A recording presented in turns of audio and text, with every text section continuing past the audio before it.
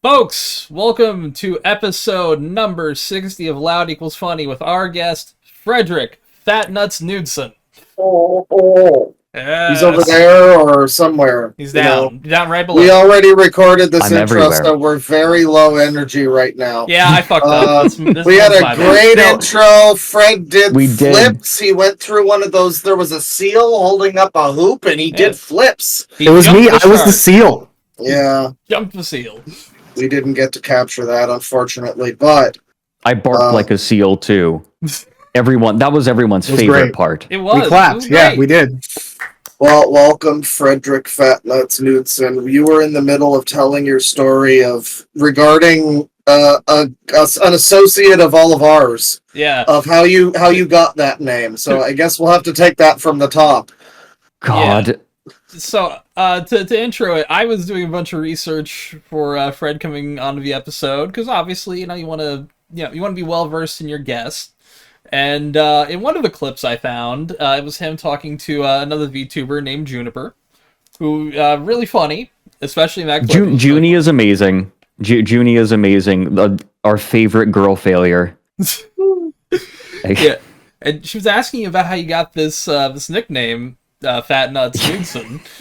And I'll let you tell the story if you want to after this. But it is.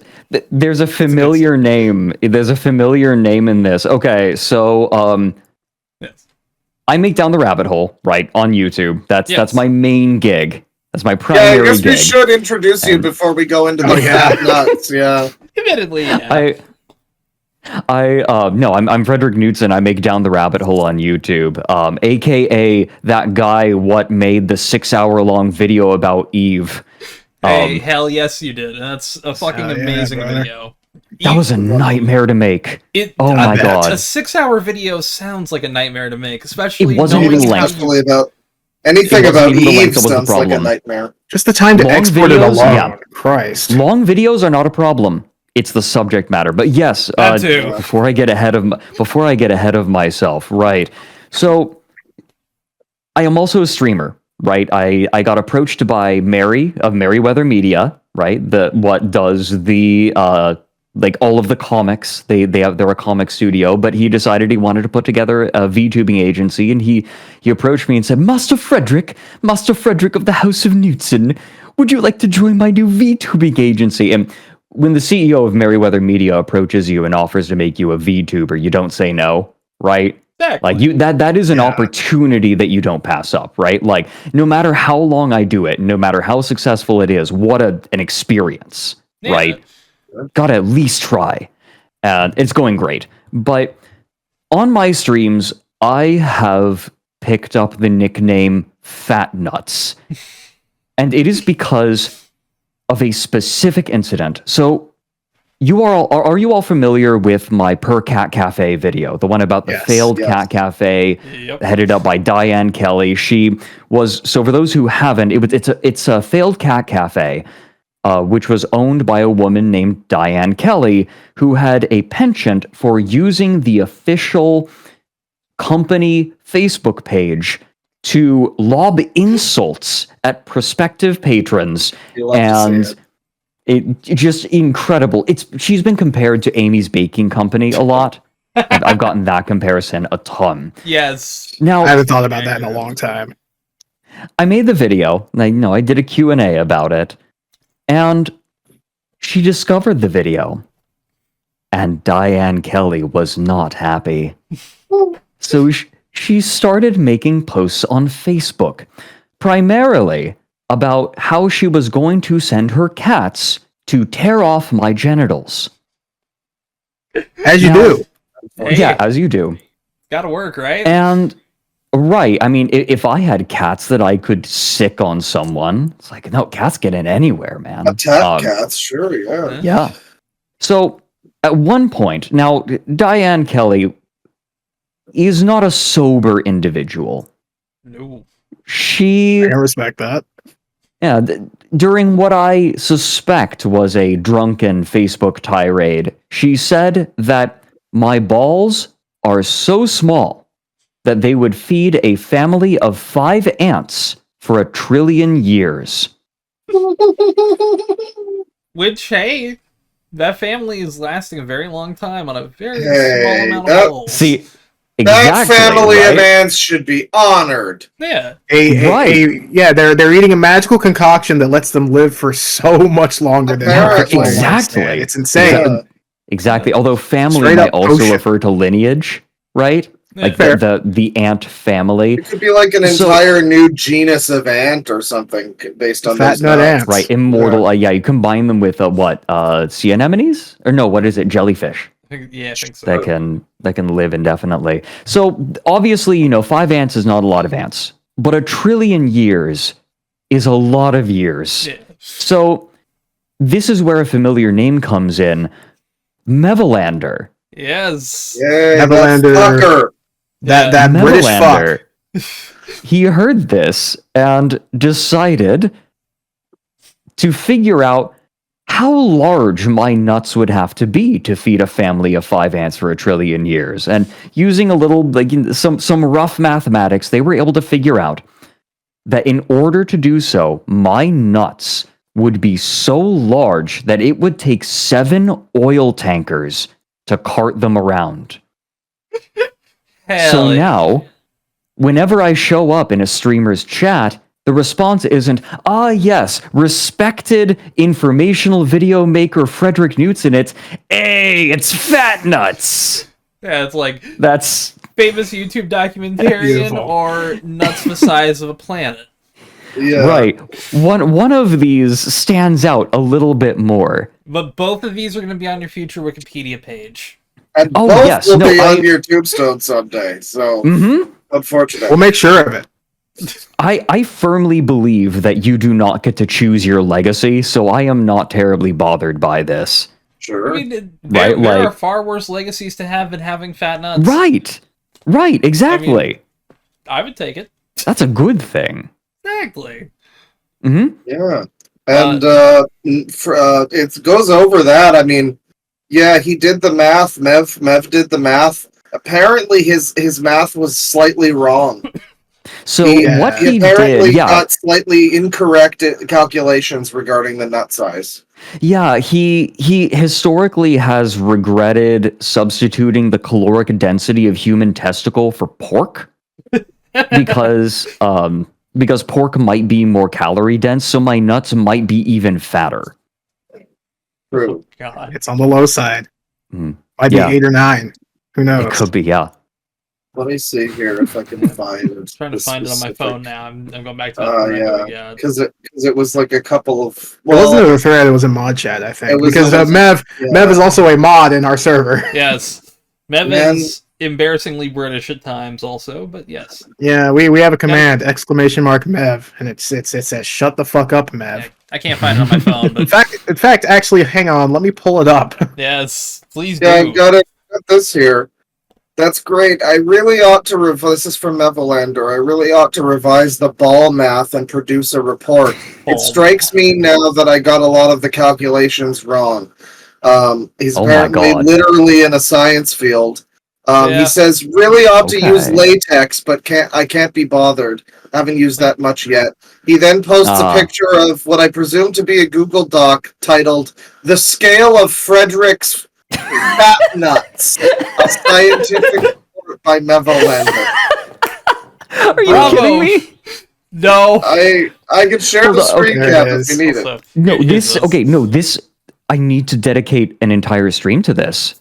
This is an entire I have to, right? Like I wonder if he'd be willing Think to so. share this. Oh, I think he would. There was Okay. more Okay. to it. I think he did continue with his nut related. Yeah, math paste it in somewhere. the chat. Please, Yeah. I'll shoot I him a need message. to see this. The Mev thing or the Fat Nuts? I'm That both are the I'm- same thing. Both, basically. they're both No, the like the same thing. shut the fuck up Mev thing. Oh, Okay. Well, you've already shared that. But Yeah, all right. Just making sure. The There's someone scale just of tweeted it straight. Fredrik's Fat Nuts. It's one word, which I like. there is a war in my Twitch chat, right? Because I kind of accidentally became associated with owls early on in my career, and so an owl VTuber or whatever, just keeping with the theme. And The canonical name for my viewers is owlets, but there is a contingent of viewers who demand that they be called Fat Nutters. You hear that, Fat Nutters? Don't encourage That's them. They don't need it. I'm sorry. They don't need the encouragement. Where are the Fat Nutters at, boys? Yeah. I mean, it is a good nickname. I can't deny that. But also, owlets is pretty fucking solid. I can't. Yeah, there it is. That's cute. The scale of Fredrik's Fat Nuts. A scientific report. From Mevolander. Scientific report from Mevolander feels scary. That feels like something that shouldn't happen. It's foreboding, right? Brits can't do science. It's an SCP article. Exactly. It feels like most of it should be redacted. Mm-hmm. Yeah, Mev, finish that fucking post up. Send it in. Yeah. Do it, please. I wish to review it. He's going to be the first person other than patrons that will get this episode. I will send it to him directly. Hell yeah. So yeah, but no, I was listening to videos and just hearing you say Mevolander hit me like a brick wall, and I just stopped what I was doing. It's like, oh, which Mev? I had to message it. Mevolander, yeah. It's like, there can't be two of them, but you just have to make sure. It is entirely possible, but it's not probable. Could you imagine two Mevolanders? Oh God, no! I gotta bust his balls for that. I'm sorry. His balls are considerably smaller, so it's fine. Exactly. It's not even an insult to say so. Much easier to bust. Oh God. Fred. I did not intend that double entendre. I would describe you without trying to glaze you too much if people aren't familiar. You're one of the most interesting people on YouTube, really. Because, to me anyway, because you're, you've got your very informational, professional, down the rabbit hole series, talking about a lot of interesting things, going really in depth, getting the interviews and everything. And then, of course, you have the Fat Knuts side. Right. But then, also, if you can't love me at my Fat Nuts, you don't deserve me at my down the rabbit hole. Exactly. And Bane posted in another chat. He mentioned that you have some music that you've done. And I listened to your cover of Iridium, and I wasn't expecting the metal growling, but I'm happy that I heard it. It was some great stuff. I'm glad. I'm glad you liked it. It's not something that I get to use much, right? Because metal growling is only good in a very specific circumstance. Like, I occasionally will get people saying, "Oh, do a metal growl for me," and my response is always, "No, it's cringe." Like, why would I do that? Terrible idea. No, I was in a metal band for a couple of years in high school, and actually, unironically, learning how to metal growl without damaging my voice made me so much more conscious of my voice. I felt like after I learned to do it, I had way more vocal control. So it's helped my narration indirectly. That's really interesting. Yeah. No, because I've been trying to learn some metal growling, and even I've been doing more stuff lately where I'm actually recording myself singing, and I want it to sound, it's like it might be a little shitposty music, but I've got one that I'm just in the conceptual stages of now. A certain lolcow at one point says, that's an individual he knows who happens to be 11 years old, but that's neither here nor there, is walking the path of insanity, and I was just like, man, that's a fucking killer song title. That is. I'm like through the path of insanity, which, like, man. So I'm thinking about that, and I'm like, and I remember the last couple times I've tried recording my voice just like for singing, like, man. Every little thing you start to notice while you're singing, like, no, there's like a little bit of something that's not going to work. Got to redo it. That's no good. Yeah. If I can give a recommendation, record dirty vocals last, because it's not going to sound right until it's in the mix. And so you might be throwing out takes that actually are good, that will sound good eventually. But you wouldn't know until it's actually like finished and in the mix. So give yourself grace in that way and be patient, right? That's a good tip. Yeah. No, that's something that I've kind of, the order of operations of constructing something like that. It's like, yeah, you don't want to put the cart before too many horses because some things should come last. Yeah. Right, like you're excited to try out the dirty vocals, and you want to see, like, you want to experiment with it. You want to know how it's going to sound. You need to be patient. It's frustrating, right?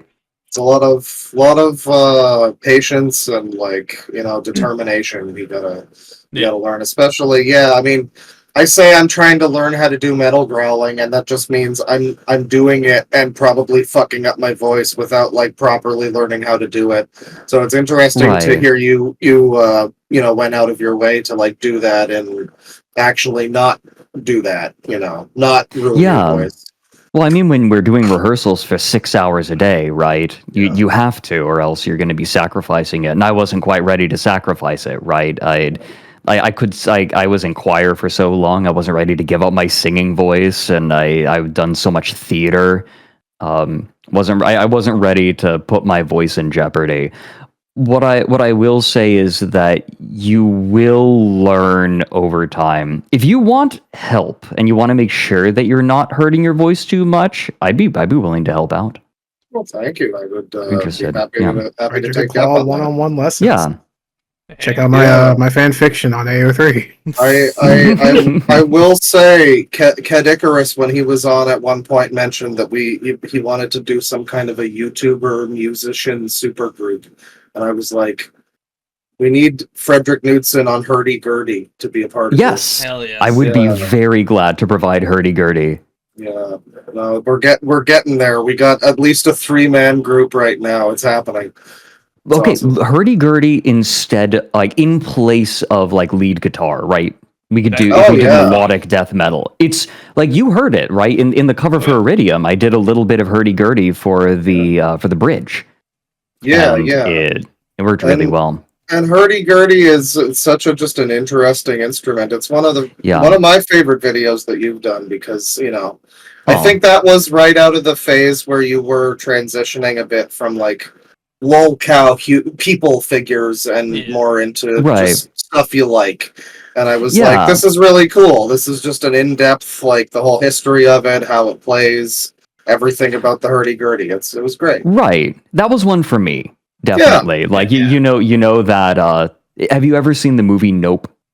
Yes. I really want to. I've seen it's the movie very Nope. I thought, Nope's amazing. Unbelievably distressing. Especially because I have a fear of being swallowed whole. That is it. That is my irrational fear. Anti-phobia. I am unironically that is one of my phobias. I feel that. That's a good phobia to have, honestly. I feel like it's a reasonable phobia. It's an understand.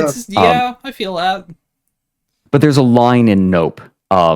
There's a documentarian that they're getting to do filmography, and they say, would you be interested in doing this? And his response is, I do one for them, so I can do one for me. Yep. Yeah, that is what Down the Rabbit Hole is like for me. I do one for them, so I can do one for me. I think who was that? That was one of the famous directors who said that. Was it Kubrick or? I think there was a famous director a few years ago. Who was there? Yeah, I think that's where that comes from. I think Linklater talks about doing that, where he's he'll do a studio film. Might have been him. I think it might have been. Yeah, that's definitely a concept of you do. You do something for the big heads, or do something everyone will kind of eat up, and then you do one where it's this is my thing. I've seen that a lot with game developers and stuff too. Yeah, it's Obsidian's getting the chance to make their one for me now, kind of thing. They've got to do a few for them, and I'm kind of glad on that. But no, I'm very fortunate that I don't have to produce for a massive audience. I just have to produce for my audience. Exactly. Now, here's an interesting question, because I've always thought I don't get why the fuck places like Netflix and all these companies don't pick from YouTube talent. Honestly, I'm surprised or at least I should ask, has anyone ever tried to reach out like a Netflix or a Hulu or any of those? No. Damn. No. You think they fucking there would. I think the problem is that Netflix is, for as internet driven as it is, still a legacy media company. There is still a lot of, there is an entire world of legacy media in Hollywood, in journalism. Journalism is especially bad about this. And it blinds them a lot of the time. But they have no respect for YouTube self-made. Correct. Yeah. Correct. There is a lack of respect because there isn't this backing from legacy media. There's this unbroken chain, right, of people endorsing people and working with people on projects. And now, but I am part of a group of people, of online creators who have broken that lineage, right? I think of medieval fiefdoms where you have unbroken lines of inheritance, and then if someone else tries to create their own kingdom, that its very existence challenges the legitimacy of the existing kingdoms. Yeah. And so they will inevitably be attacked both verbally and literally. Yeah, well, that's the other. They have no respect, but they're also inexplicably and demonstrably threatened by people like you. Yeah, exactly. I think that it's a combination. I think that, and this is not true for everyone who is in legacy media, right? This is more the people who are higher up. Also, because it has been around for so long, it is very inflexible. Yeah. And so it struggles conceiving of new forms of media and how to really take it to the next level, or just change it, right? It's not even taking it to the next level. I would not place myself above any of the great documentarians that I've watched growing up, right? Yeah. I wouldn't say I'm better than Nova. Come on, right? Yeah. I don't think that there's a comparison to be drawn anyway. But executives want to stay where they're comfortable, not only with the kind of content they make, but also the people with whom they work and their backgrounds. And so there's just not a lot of space in those existing systems for me. And that's okay. I'm doing all right. I feel that. Hell yeah. Yeah, there's like the not freedom. Really... Yeah, I mean, there's a lot of perks to this sort of thing, and getting involved with that kind of, again, legacy media or whatever. It's got a lot of drawbacks. It commands a level of respect that for some, arguably, it doesn't deserve when you see a lot of the shit that gets pumped out on there, and then you see a lot of the really good shit that's just on YouTube for free. Oh yeah, right. The YouTube short film era has been fucking crazy lately. Yeah, people, when there is no space in an existing ecosystem, people will go to new ecosystems. This is something that is frequently cited as a problem. I made a video about the Mouse Utopia experiments, right? And also rat universes. One of the believed causes for the behavior sync in the rodents was because when an individuals will leave a colony to go and join another colony, maybe a smaller one, or even start their own colony. But when the universe was closed, they could not do so. And so this instinctual behavior was disallowed. And of course, that's if they can't meet that base psychological need, of course, that's going to happen. I feel like the same thing is happening in creative spheres. If someone is told over and over again, no, you can't work for us, no, you can't work for us, no, you didn't go through the right channels, no, you didn't sink tens of thousands of dollars into art college, so that you could be a part of us, no, your resume isn't, it doesn't have the right names attached to it, but they still want to create. Of course they're going to go elsewhere, right? Because, telling an artist not to create is telling a person not to breathe, right? There are some people that are just so driven to create that they will create no matter the circumstance. And if they're driven enough, they'll just do it themselves. Yeah. And I think that people have always been that way. When they're rejected from these legacy media companies, they've just gone off and done their own thing. But now we're in an ecosystem where people can actually get their work out there and have it placed have it placed in a space equal to that of other larger creators. And in that way, they find their niche audiences. Yeah. And I am yapping so hard right No, now. dude, you are. It's fine. It's fine. Like, We're captivated. The floor is yours. The floor is entirely yours, brother. Like, I am a yapper with some strong opinions and thoughts. There's nothing wrong with me that. too. Just a couple. Yeah, that's fine. So, I mean, yeah, like you're saying, like I think YouTube has been a pretty good equalizer where it's kind of leveled the playing field in a lot of ways. Where, like I was saying, you can watch entire documentary, almost 6 hours about EVE Online on the same platform. You could listen to any song you've ever thought of, basically. Right. Yeah, YouTube as a social media platform has a lot more utility than, I mean, like Twitter in its prime, whatever that might have been. 6 years ago, Twitter. 6 years ago, yeah, maybe. 6 years ago, Twitter was pretty nice. It's kind of peak. I guess. I'm a sucker. Listen, around 10 years ago is when I made my Twitter, so I'm kind of biased. About a decade ago was also I got the nostalgia, yeah. But 10 years ago was a bad time for Twitter. Well, at certain points it was a bad time. Certain points, for sure. But, there's a lot of... There's a lot of social media platforms where I just struggle to see the fucking point, I mean, like Instagram. Yeah. I guess you can share your art, and that's cool, but for the most part, it just winds up being like it's art, ephemeral nonsense pictures of like food, some thirst traps. There's that too. I really like the Bo Burnham song "White Woman's Instagram." That's kind of how I feel about the whole website. Yeah, the whole website. God, yeah. And then. Yeah, like TikTok is kind of similar. It's kind of improving as it's got bigger, less file, whatever length. Like Vine, but it used to be much shorter. I think they're going up to like an hour now or something for some select people. I think select people, but you can't say any bad words. So that's where we got the live syndrome. God, nightmare. Yeah, I think that YouTube is still going to be the website. I don't interact with a lot of these other websites. I think I have an Instagram account just so I could get to something specific. I don't have a TikTok account. I don't interact much with social media at all, which I think makes me a bad streamer. But whatever.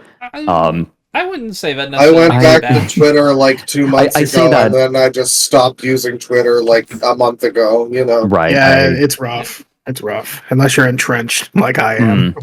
I think that YouTube is a good place for an algorithm because YouTube is a place where, the algorithm is like a nightmare thing, right? It is weird, it is esoteric, it is absolutely a nightmare thing. But at its core, there is a good idea there. And I think that sometimes, frequently, it does perform its purpose, where it sees you enjoying certain videos, your watch time on this kind of video is increased, and so they're like, oh, maybe we should show them other content in that vein, right? The algorithm has done amazing things. It's doing a much better job of showing small channels now, right? I discovered Natural Selection 2 videos. Natural Selection 2, shit. What a crazy game. Yeah, there's someone who is uploading games of Natural Selection 2, high-level games of Natural Selection 2 regularly. And had it not been for the algorithm, I'd have had no idea. It vomits a lot of stuff at you, but sometimes if you it's the right thing. It doesn't, not every video has to be a hit. It just has to show you enough that one of them piques your interest, right? And which I feel is, if you watch YouTube long enough, you start to pick up on when they tweak it a little bit. Because, Yes, like, there was a tweak a few months ago where they started allowing smaller channels to get attention, right? I'm getting videos with less than 100 views, but are right up my alley. I'm It's getting like tons of fantastic. I used to get a lot more videos that were, because the tweaks happen incrementally. They had a period where it was like I would get random knitting videos or whatever. It's like, this is not anything that I would ever click on, but then it starts to become stuff that I do. There was a period there that's now lives in infamy in my channel, in the early, like the first week or two of this year, where I started out and I clicked on one or two videos from, some crazy people, whatever. What we affectionately started calling users. And Users, I saw. Yeah, and the algorithm just kept pushing more and more to me in a way that was actually kind of weird, at a point where I had like 30 tabs open because the entire sidebar was like videos that looked like they might have been gold, and most of them weren't. But like at a certain point, it was like, why is YouTube? So we had to, because I have some standards. I make fun of people depending on if they're whatever. They might have some disabilities and stuff, and so do I. I get it. I understand. Yeah. But it's like, I was going to hit my soundboard, but it doesn't work on here. I have one on here that just says, all of us are autistic. It's fine. It's fine. I try to be understanding, and I do have limits, and when I see people that are profoundly, like, they have Down syndrome or something, and I'm like, have a nice day, friend. Like, all right, no, they're having fun. Yeah, exactly. YouTube was giving me like 10 of them in an entire sidebar, and I'm like, why does YouTube have like a secret category for videos like this? Yeah, it's like, why is that mean? What's the tag, YouTube? What's going on? Like, I know we're all training data now, but is this like, what are you training here? And that stopped pretty quick. That didn't last for long. Yeah. Right. There was a moment, where YouTube would just randomly recommend me an 8 view video, and it's like, this has nothing to do with anything I've wanted to see. What is also, this? Hey, here's some other good shit too. Yeah. Yeah, sometimes it'll dredge up an interest that you haven't thought about in months or like a year, and then it's like, oh yeah, hey, you remember this? And it's like, yeah, I do remember this. I'll check this out again, right? Like, I got Supreme Commander videos, competitive Supreme Commander videos again. It's like, oh hell yeah. Well, see, I've had a YouTube account for so long. Like, sometimes it'll recommend me my old Watch Later playlist, and I'm like, I don't need to know about Battlefield 3. Thank you. The majority of my homepage is literally like 6-year-old Watch Later gaming news videos about failed live services. Yeah. Whatever shit like that. When Anthem first started failing, I get it. I was going to bring up Watch Later because I've actually been using that in conjunction with the actually pretty good new recommendation stuff, and it's gotten me into so many channels. So if if your Watch Later is like full of old shit, clear it out, start using it, because it's pretty nice. It's a good utility. I think that something that bothers me is the ubiquity of these algorithms. I think that an algorithm for YouTube is great, right? Yeah. The algorithm for YouTube means that anyone, if they make something good and can capture people's attention, can manage to build a following for themselves, right? Like, I built up from goddamn nothing. Like, it's really heartwarming when you see the comments that are like, how does this only have 86 subs? Yes. And then you look up and it's like 100,000 or something. 100,000, it's heartening. The fact that is possible on YouTube, like, for as much as much trash as YouTube throws out. Yes. I feel like we are in a brief golden age. Like, we can complain, right? Like, there are problems. There are so many problems, and there have been problems. But these are still the good days, right? These are still the good days. And you look like, but I see these algorithms being applied in other places, right? Yeah. You go to YouTube because you want to watch a video. Like, that is a purpose. I open up YouTube because I feel like watching a video. but I feel like these algorithms are used even much more insidiously in other places. Because they're there trying to get you to engage. When you go onto Twitter, what are you looking for? Yeah. Are you looking for patriotic Trump-branded rolling papers? Is that what you're looking for? Advertise the best rolling papers, people. We really do. It's so wonderful. 5+ shipping. I've gotten so high. Yeah. Yeah, The no, left don't want you to know. Not. But yeah, no. Yeah. The media isn't reporting on it. But yeah, Twitter, it's like, you know, sometimes you'll see what you're actually looking for in people you follow, or sometimes you'll see like somebody saying something where it's like, oh, that would get somebody punched if you said that in real life. Right. Oh, My favorite one favorite engagement bait. Oh, my favorite one it recently. got really bad. It was just I forget if it was just a picture or if it was like a fucking like. I forget what they're called, like the fan edits with all the flashy effects and stuff. Oh, like I forget if it was that or fan cams. Fan Fan cams, cams, right? Yeah. I forget if it was that or an image, but it was "We owe this man an apology," and the image / fan cam was fucking Hitler. Oh, it was an image, but I know. Silly mustache, man. Yeah, it's like, do we? welcome to Twitter. Who's this? I don't think we do. No, that's something that really bothers me about Twitter, right? Like, ever since people started being able to be paid for posts, that is like, it was already bad because all social media is astroturf to hell. One of my pet interests is looking at the front page of Reddit and sort of looking at patterns in the comments and the posts. It is fascinating how like useless and astroturfed it is now. And it's been getting worse. Twitter saw. Oh my god! I just got followed. Sorry, you've had a couple pop through. I haven't said anything. Have I? Oh, whoops! I haven't said anything. I can turn that off. I can turn that off. It's kind of funny. Shout out those people. My bad.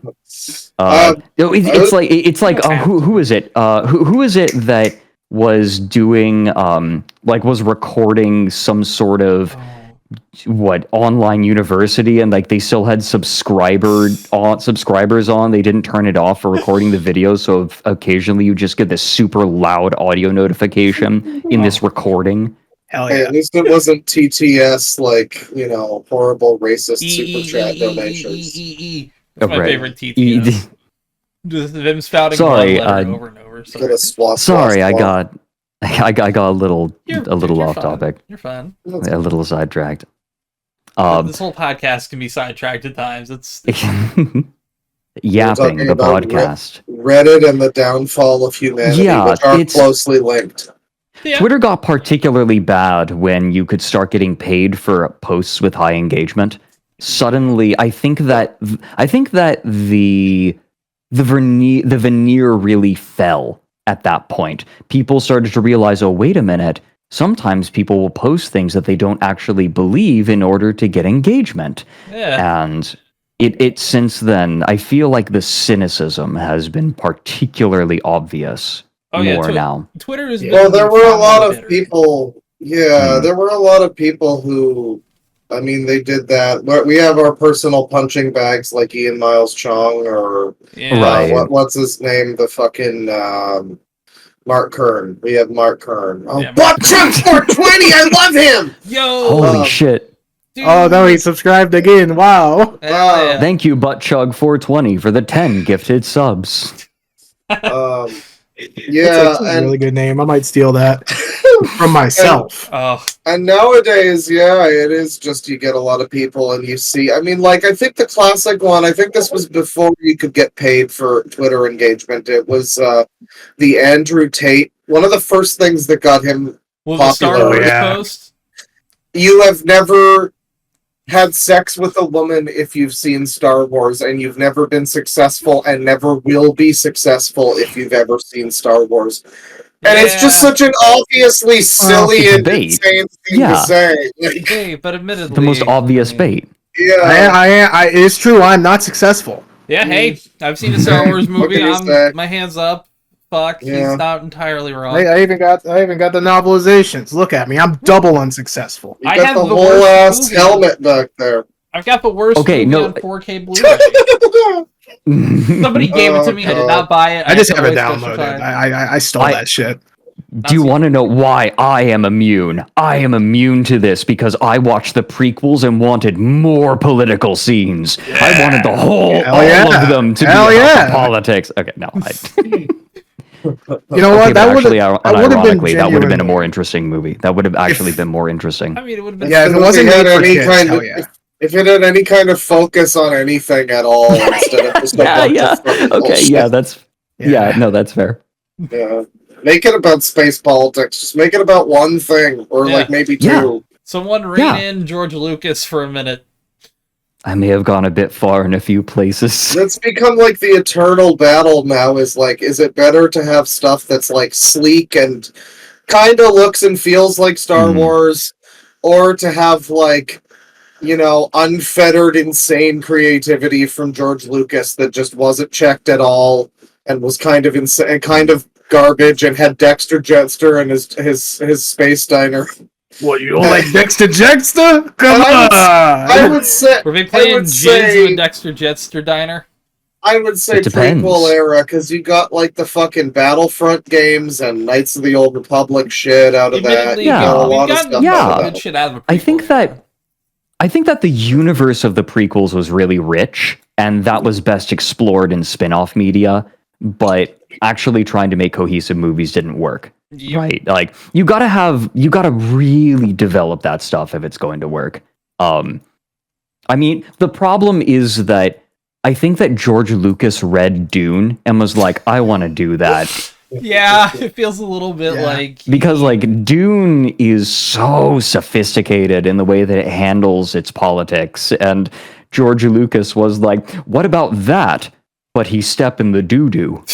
He's like, I think I'm Frank Herbert now. I think George really, he should step in the poo, He should do that. I haven't read Dune, but I have read all of Wheel of Time, and I imagine that, the prequel trilogy, that is kind of what would happen if you tried to make, like, 3 movies that were like the Wheel of Time in its entirety. Yeah. Just, like... Yeah. Insane garbage, a weird bad middle part, and then I guess the ending was pretty good too. I guess people like Revenge of the Sith, and I don't know.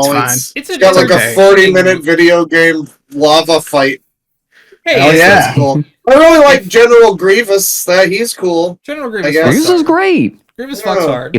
If Grievous was more of a character, he's a character you want to learn more about, and that is best done in ancillary media. Basically nothing. Well, yeah, I guess we'll so. See. But here's the problem. Yeah. Anyway, this is why I'm really confused about the Disney Star Wars thing, where it's like the ancillary media and everything beforehand has been kind of amazing. No, right. No. There are big exceptions. Like, there are some horrible expanding universe books. If you have the time, maybe actually don't do this. Yeah, don't read Dark Side. I'm so sorry. The 90s This is literally the most stereotypical thing that could possibly happen on a podcast. This is four white dudes on a podcast. Well, exactly. Yeah, I think the problem with the new ones is that they're woke. They're woke. Let me pull up the... Did you know that Concord... Hey, yeah, I know Concord. Did you know that Concord was bad because woke? It failed because woke. That was Overwatch, the only reason. Overwatch successful because not... Yeah, admittedly. Definitely not woke at all. Well, okay, Well, the biggest argument I've had with people is, like, people have been saying about the character designs, and admittedly, they're not great, but I think Overwatch also suffers from this character kind of is over-designed mess problem. He's gonna shill for Concord again. I mean, hey, Sony, I'm free and easy. Just saying. He sure is. Yes. I will say that we're in kind of an interesting media landscape, that there is so much bland media that the really popular games are the games that have managed to, like, really do something unique. Yeah. Like, that have managed to break out of the mold somehow, or taken something niche and refined it. That's something like Overwatch is just TF2, but, like, more refined. Yeah, People Like are really it's all the same liking, game modes. well, Valorant. People are liking Deadlock, which is just like Deadlock, MOBA yep. shooter, basically. MOBA shooter, yep. Yeah, admittedly, Yep, exactly. the MOBA part's the worst part of it. Yeah. I've recently been playing the new Astro Bot, and this Yeah. gives me a chance to talk about that a Which little. It's dude, really I think I'm cool. buying it. It's really cool. It's a great game. People have been comparing it to Mario 64, and I didn't really think that until I got to the level that's basically just Tiny Huge Island from Mario 64, except you Nice. real time can shrink down to a mouse. And there's very few things that like really get me going like, wow, that's impressive. But that was one where it's like you just go really small and like something about it is just really impressive. So I was like, yeah, that's Sounds kind of really Mario cool. 64. But the thing about it, it's a fully original game, long platformer with multiple worlds and everything. Really, really inventive. But then it's also banking super hardcore on nostalgia for old shit that you know. Yep. Because like Dante is there, Teddy and Aegis, fucking Ryu and Ken are there. Yep. The All Funko this shit. Popification of Sony PlayStation. Listen, man, I mean- you can say what you want, but when I unlocked a little robot man that was just an intelligent cube level with a man on the level head, like, and it's just cube head, it was great. Oh, It yeah. was so great, and That's then I got actually really fucking cool. a cell shaded Vib Ribbon character too. Like, there's some good ones, and then they also have Deacon from from Days Gone. what is that game called? Yeah, Days Gone, I remember right. because the guys that The was developer went and like or the writer. He the went lead insane. writer, yeah, he was like, wow, hey, you know, I guess wish people would have bought this game, but my character's like an advertisement now, haha. And it's like, okay, Well, he dude. specifically complained that it was a baby game. Oh yeah, it was like, well, Why you people play buy that this. big game? Will you not please shoot the game?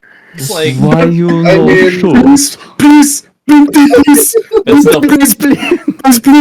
it still fucks It so doesn't hard. really come up on the thing, but it is the Devil May Cry Cry. sign. Yeah. So I think that there's something that bothers me a little bit about, like, because I don't play a lot of AAA games Yeah, anymore. Oh, yeah. Like I never play That's AAA fair. games anymore. I'm an indie boy. that's probably the smart thing to do if I'm being real.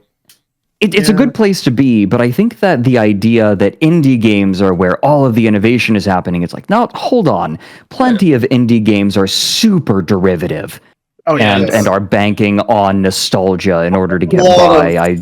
There's a lot of like tropes that build up about indie games, which is Right. I've also played my And fair share of Cave Story clones over the years. I feel you. Right. And then Right. you get And- the and like Harvest shit. Moon You get the clones. like fake indie games like Dave the Diver. That's not really an indie game, Yeah, but it's just Right. like a it's bunch of indie other shit. styled, but Yeah, indie flavored. indie styled, Indie flavored. Yeah. indie flavor 10-cent AAA slop. Cool.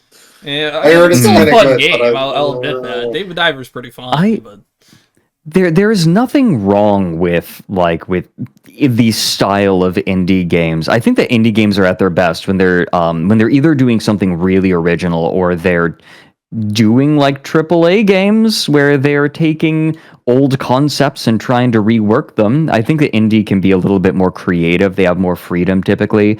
The immediate thought I have is Soulless. Oh, right? yes. Like, this is I really yes. gotta finish that shit. it's it's playing off of the old tank controls, the old horror games that are like really slow and plodding and more about managing your ammo. I know I'm going to get flack for this, but I adore Scorn. oh, hey, I which like is Scorn. very Scorn. I actually unironically adore that game. I got to watch my sister-in-law finish it for the first time, This and shit, hell yeah. and like, oh, it's that last chapter still hits so hard, but it is an extension of old point-and-click games.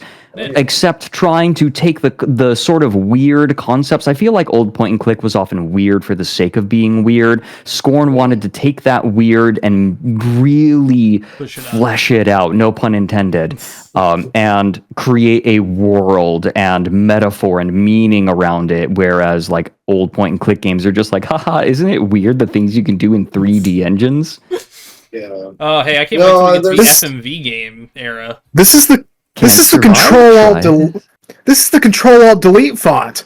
Oh my god. Oh my god. Well, that's just like comic. That's just font, comic I font, think. yeah. Yeah, It's just a still. sans serif. But it's the gamer font. I love recognizing weird ass fonts. It's like seeing the Yakuza font everywhere. Oh yeah. True. We got some We were talking about this before stream. How like everyone uses the American Horror Story font. Oh yeah. Because it's good. It's a good font. I think you occasionally will see the font that I use for everything, right? Like I have sort of inadvertently claimed a font that is the Down the Rabbit Hole font. People recognize it now. It's Albertus. Albertus is it's a really good one. It's a good one. Would recommend it. Like I remember early on, I bought the license for it for like $100, and I'm still using it almost a decade later. I feel that there's been times where I'm like, because it's the same thing with Vegas. I haven't really changed from Vegas that much because I bought it in a humble bundle, and I'm like, well, hey, using that. It's funny. I used to have like a signature font, which I think is actually the one that's below the logo in Tristan's thumbnail. There is it? I think it is. It's California something. No, I forgot the exact name. No, Constantia is different. This is like California something. I forget exactly what. Okay, it's similar. I had that font, and then at some point, like earlier this year, I was just like, you know what? New fonts. Let's do new fonts. And now it's been new fonts ever since. I love experimenting with fonts. I've never gotten into like a real format. I'm always like, all right, this is the new format. And then like 3 months later, I'm like, you know what? What if I do a video intro on this one? You know? Yeah. I wouldn't be too self-conscious about it. I know there are VTubers who get a new model like every month. Oh, yeah, there's a few I follow where I'm like, how the fuck can you afford this? Yeah, right. That's gotta be And you're kind of out of focus. This camera's a piece of shit. I don't get it. Camera sucks, yeah. $150 for a camera and it can't keep focus. I think this one was like 20. I guess that's a bit of a segue into, I don't know if we talked too much about this. You mentioned kind of your origins on with Mr. Merryweather there, but Vtubing, what got you into that? What made you decide to be a sexy Genshin Impact anime boy? God, okay, so that dirty, geez. I have been... No, that's legit. That's legit. Fine. He's a Yeast anime boy. I like Yeast. There you go. Right, that's better. I'm an e-boy. I don't give a shit. I have streamed off and on for a long time, and I've always kind of been adjacent to the streaming sphere at the very least. Because the first stuff that I did online was competitive gaming casting, esports casting. I've been doing that. I still do it intermittently, right? Like I've jumped from game to game. I've been flown out to events to present, right? That's been a lot of fun. It was a whole phase of my life. And so I've tried streaming off and on here and there, right? I tried doing game streaming for a while. The one I found the most success in was Stellaris. I was getting 70 concurrent viewers, but the grind was so much, right? Like over 6 hours a day trying to maintain viewership, and I'm like, I can't do this. Yeah. This isn't feasible for me. We were doing Halo the other night, and it started out, and people thought it was going to be like what the stream later. Well, what it later turned out to be when we filtered the wheat from the chaff, basically. But people were like, "This is clickbait," and then I was like, "No, we might get to it." It says Halo in it. It says Halo, and it went down to 150 something, and hey, that's 150 more than I would have got if I didn't stream it. I guess. Hey, you might as well. People had fun. Well, that's actually there's a whole tactic I've built around this. Remind me to loop back to this. Okay. To varying kinds of streams, but I started out in casting, right? And I did streaming for a little while. I sort of dabbled in it, right? I did FTL for a while. I did a bunch of FTL streaming, and then Cobalt Core has usurped FTL. Cobalt Core is incredible. I don't know if you've played it. I have not. Incredible indie game. I'm going to put that on my list. Give it a try. It is like a combination of FTL and Slay the Spire, and so satisfying. Okay. Incredible music. Slay the Spire is the only game I've ever liked that's been like, well, no, it's one of the very few games I like that's card based. So that's all right. Cobalt Core is like just like look up the soundtrack. Just like listen to the soundtrack. It is immaculate. I know FTL's got a fucking banging soundtrack too. Yeah, FTL's got a great soundtrack. Cobalt Core blows it out of the water. Like, look, it's good. Remember Loop? Thank you. I will. Remind me later than this. But okay. I was just gonna hold it up the entire time. I have a channel. Oh, I'm not gonna make you do that. I would never make you cover up the face of Viper. Fuck yes. True. All right, how about this? That's better. That'll work. Hell yeah. That'll work. In fact, just leave it there for the rest of the podcast. Like even after I moved around. Holy shit. Sorry, go on. But after Down the Rabbit Hole took off, I stopped streaming. I just kind of went all in on that. And to be clear, the early years of like the first half decade I was doing Down the Rabbit Hole was not healthy. I would literally forego eating for the entire day to work, right? Like I rolled out of bed, crawled into my computer chair and started working. Like that was my life. That was not sustainable. Listen. One of the reasons that the Eve video took so long was I burnt the candle at both ends. And that's a terrible idea because what candle I'm stealing this lyric, what kind of candle has a wick on both ends anyway? Like don't do that. Don't do that. I could have grown at a perfectly fine pace had I not done that. But I left everything behind, right? That's my point, is I left everything else behind and I just worked and worked and worked. Yeah. And then eventually I burnt out and I was exhausted and I'm like, okay, I need another creative outlet. And I'm like, you know what? There's this streamer, like I wasn't really big into VTubing models, didn't really like them a ton, but then I saw a very small creator who made his own, and I'm like, I wonder if he'd be willing to make one for me, right?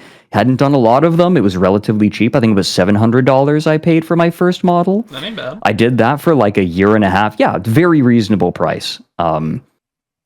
And then I kept streaming. $700? That's reasonable for this sort of thing. God damn. So yes, it is. So the reason they're so expensive is because they take a long time to make and they are very interdisciplinary.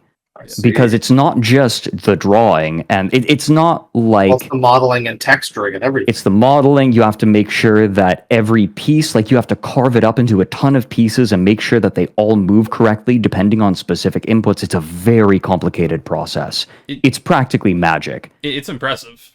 Knowing it what is. I know It's a lot of work. Because I have a friend who she's worked on some movies before, but she's also doing VTuber rigs, and she showed me how much work she puts into it, and I'm like, yeah, fuck. I get where you're coming from on this. I get where you're. If you saw what went on, if you saw what went on under the hood, it's maddening, right? This model is like many times more complicated. It's insane. Oh my god! The amount of stuff that like moves as you move and right. It's fucking and impressive. Then making it look good.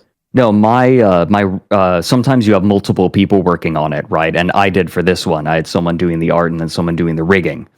Yeah. And but my rigger is so sweet. She was a fan of Down the Rabbit Hole, and so it's like, oh, like, hey, there you go. It was really sweet. But yeah, it sort of is another creative outlet because I'm actually getting to that sort of. Oh yeah, it's been a really nice creative outlet. Because Down the Rabbit Hole is very specific. And streaming sort of covers all of the other outlets that I feel like I want that Down the Rabbit Hole doesn't cover, right? I get to something that I become known for on my stream is my analysis, right? Like literary analysis, or if I don't game very much on my stream, but when I do game, I tend to pick games that are very like rich. And so I will spend time, and I have an English degree. So I'll spend time deconstructing the themes and and the story, the writing, right, the implications behind maybe some of the writing choices, or maybe the lack thereof, right, like implications, the artistic implications of certain things, and people love it, right? Like that is something that I get to do, that I love doing, that I do not get to do on Down the Rabbit Hole, which is dry and like just very straight to the point, and I get to flex my writing muscles, but now let me ask you something. Now you're the one who's made Down the Rabbit Hole. What is it about that show that you've decided has to be defined by these parameters? Like why don't you feel like you could like open that up to like more jokey kind of stuff or whatever, any other sort of thing? Because that's not really what I aim to do with it. I do not think that that is my strength in that format. Because frequently what I am talking about is not necessarily literary, right? There are certainly analyses to be done, but I think that there is a niche for content that does not make judgment like that. I will frequently, in my scripts, lead people to certain ideas and certain beliefs, and then I will specifically bring in something else that contradicts that belief, and that gets people thinking on their own, right? The goal of Down the Rabbit Hole isn't to explain it to people, it's to put them in a mental state where they are forced to make a determination for themselves if they wish to engage with it. And I think that that is an entire other writing challenge that I love and I think is powerful. And I like doing it, it's just different. Does that make sense? If I were to start making qualitative assessments, then I think that part of what makes Down the Rabbit Hole really special would be lost. I feel that. Yeah. Because that is something that I really like, because I referenced the Collier brothers. The Collier brothers, yeah. I'm bad with names. But it's okay. I pronounce it a couple different ways in the video. It's fine. You could, but that was my fourth video. That was that was one I showed to my mother because she had mentioned that story years ago, and she loved that video. By the way, that is the highest compliment that I can be paid. That someone is willing to show my work to other people. Including family members, right? Like it's good enough that they were willing to share it. That is the highest compliment that I can get. Yeah, that's always great. It's a very well structured video for those who have not seen it. All of your videos are, but it's one of those ones where it's like getting to learn about them. It's very compelling when you start to realize, like, oh, there's a lot more going on about them as the city learns more. You learn more, and it's like, oh, okay. Right. It's really admirable that you were so good at this right out the gate, too. Like what you do, because I guess you were just focused on like what you wanted the series to be. I guess like within the specific thing that you had set for that. You know, right out your very first videos. A lot of people like for a long time I was like, oh, I still like my old videos, but now I look back on them and some of them not so much. I can't look back at anything I've made, basically. Yeah, I mean, I still like, a year or two ago, like, oh, these videos are, but like 5 years ago or something, it's like, no, but your old videos are still, they still hold up perfectly well. Endlessly rewatchable. I'm glad. Yeah. I'm really glad. I do stand by a lot of my old stuff. I'd say most of my old stuff I stand by, which feels good, right? And it's certainly rough around the edges. It wouldn't be that none of my really old stuff is anything I would show to someone as like the first thing as representative of like what I make, but I'm still happy with it. I think it's because in college, when I was writing, the program at OSU, I went to Oregon State University, that's my alma mater. Nice. It's an engineering college, though. It is primarily an engineering college, but they have an English program. I originally went for marine biology, and then I ended up in English instead. Oh, shit. And see, this is why I say you're so interesting, because you have so many varied, like, just interests. Yeah. There was one time I heard you during an interview you brought up fencing. Yeah. Yes, I was a fencer for 6 years growing up. I'm always learning new things about this motherfucker. This is great. I have had an eclectic life. Yeah, that's awesome. I feel like I'm mostly a mundane person. Yeah. I just have very peculiar interests. That's always been the case with me. But I all of the professors were in pretty much one hall, Moreland Hall, which is right across from the MU, and the concentration of intelligence in that building, you could get high off of it. Like, all of the professors were so intelligent. Actually, you know that meme, foreshadowing is a narrative device. Yes. Yeah. That man is Evan Gottlieb, and he taught me literary criticism and theory, English 345 in Moreland Hall. Holy shit. I remember seeing that meme for the first time, and I was like, Professor? Gottlieb?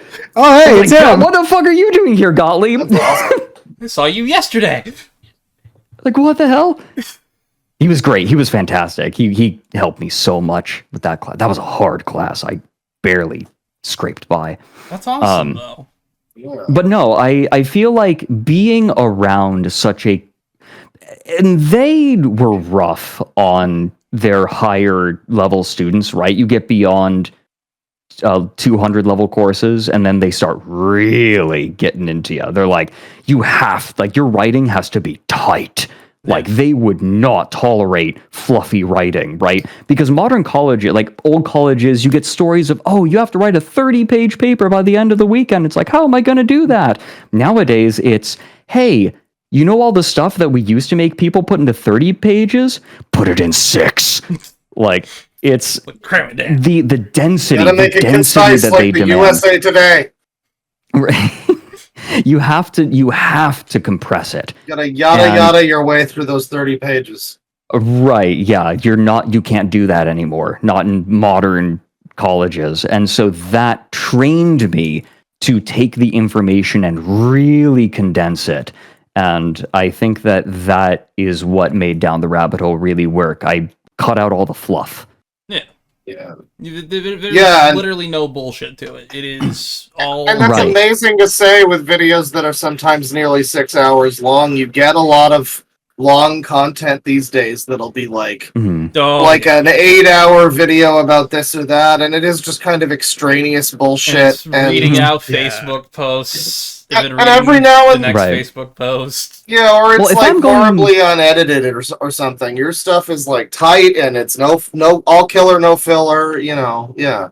When I do read long pieces, usually there's like new information in the quote or like something very specific that I want them to say in their words that is elucidating in some way. I do that frequently. Like the Eve video had very long quotes, but those quotes always had like pertinent information that I immediately could build off of. I tried to be purposeful.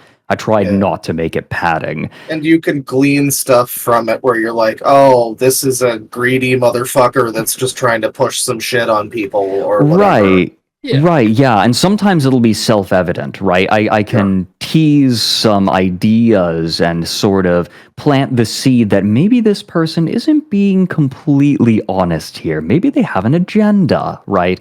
And so I can complicate it in that way. It's a way to create complication while still delivering direct fact. Yeah. And I try to be purposeful, and this whole process, right, Down the Rabbit Hole is very purposeful. I am a profoundly untalented person. I am very bad at doing things well by mistake, right? There are some people who they start at something and they don't have to think about it, right? They don't have to think about it at all. They can just do it. And they and just getting it out there. I can't. I have to be extremely conscious about everything that I do because I don't have that talent. That doesn't mean you're not talented necessarily. Maybe. Either I would way, say you are talented.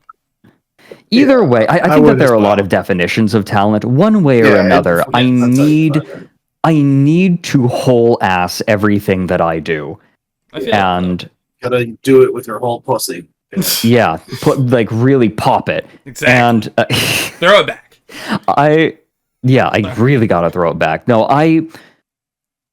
Down the Rabbit Hole is like this intense concentration, right? And going from that to streaming was so hard. Oh my god. Because streaming, in comparison to I'm a product-oriented person. Yeah. YouTube, I can just focus on the product, but streaming is a process-oriented space for the most part, right? If you're playing a game, it's about the process of you playing the game.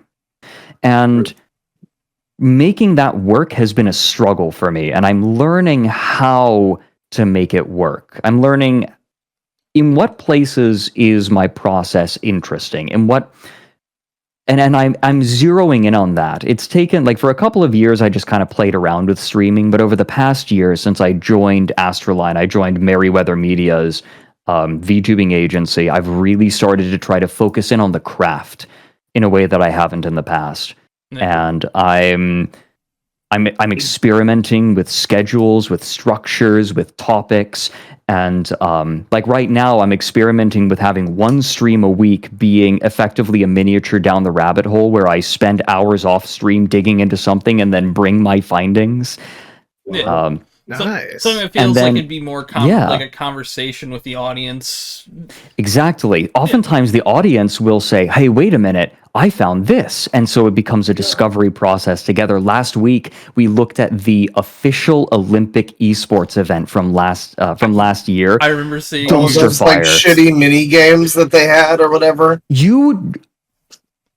I can't start because this would take forever. This would take forever. It takes turns that you would not expect. Well, okay, I guess you always expect corruption with the Olympics, but no, I mean, this is corruption in like a really specific, peculiar way. Esports. I remember that story about like why are they doing esports and it's these weird like flash game things and no one understood it and then it just kind of dropped off the face of the earth. So yeah, well, I'll have to look into that for sure. Oh no, the game is no longer available. You cannot download it. Oh no, Lost Media, folks. As of last week, you can no longer play Tic-Tac-Bow. Is that related to why you did the thing? No, that was complete coincidence. Ooh, I just decided that I wanted to check it out. And guess what? What's that? The Olympic esports were so successful that they're doing it again. Oh, can you guess real where? Games. Can you guess where they're doing it? I think I know where. Oh no. I'll let you go on this. Say it. No, I want to hear your guess. Saudi or is it UAE? It's the Saudi Arabia, baby. They're doing it in Saudi Arabia. Arab money. Hey, surprise. It's literally everyone guessed it. At this point, like, why not just have it in Russia if you're going to have it in another shitty place for human rights? All right. Yeah, right. Sweet. I guess because that's more closed to the rest of the world right now, right? It's by like 2%, it feels like. It's like we're 2% away from Saudi government fucking with us, too. But you get the idea, right? Like, oftentimes I will dig into things and realize that the story goes so much deeper than I knew at the outset.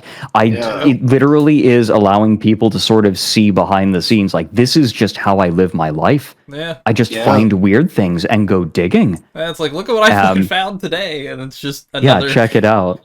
It's Scooby-Doo, look at this internet. Look at this gross, weird thing I found. But then, looping back around, this was the point I wanted to make, I'm balancing that with other things, right? Like you were saying, you had a Halo stream that got 150 viewers. What I've noticed is that playing games will frequently get a lot of new followers, people who are interested in, like, me and my personality. Right. It's a really good way. Streaming is not as simple as my viewer numbers are going up. That means stream is doing better. I mean, there are plenty of people with much smaller viewer bases who get lots more monetary support, much more financial support. There are people who have really big peaks and troughs in terms of their viewership. It's not as simple as just saying big number good. Yeah. And that's one thing that I'm learning and internalizing and planning around. So, like, I'll do a game stream and I'll get, 300 viewers, 280 viewers. Like, that's on the low end for me. But I will get lots of new followers, lots of new engagement for that. And so I don't do it every day, but instead I use it, I pepper that in once or twice a week, right? Like, here, I'll introduce myself to people who are here for this specific game, and maybe they like me and they become regulars, and then I hit them with fucking Olympic esports, and all right, let's see if they're here for... And then you got Fat Nuts. Yeah, and then you get stuff that like overlaps where it's like somebody joins for video games and then there's, like for me, they join for, he's playing Sonic, and then they see me talking about some Sonic crazy person. Right. Yeah. And they're like, Right. I gotta click more about this. Like, I'm a little intrigued. And then the algorithm also plays into that where it's like, here's a video he made about Sonic. Yeah. I've been tentative to stream on YouTube. I will end up eventually multi-streaming to YouTube as well, but I've been hesitant because I've gone to great pains to separate my YouTube and my streaming audiences because they're such vastly different things.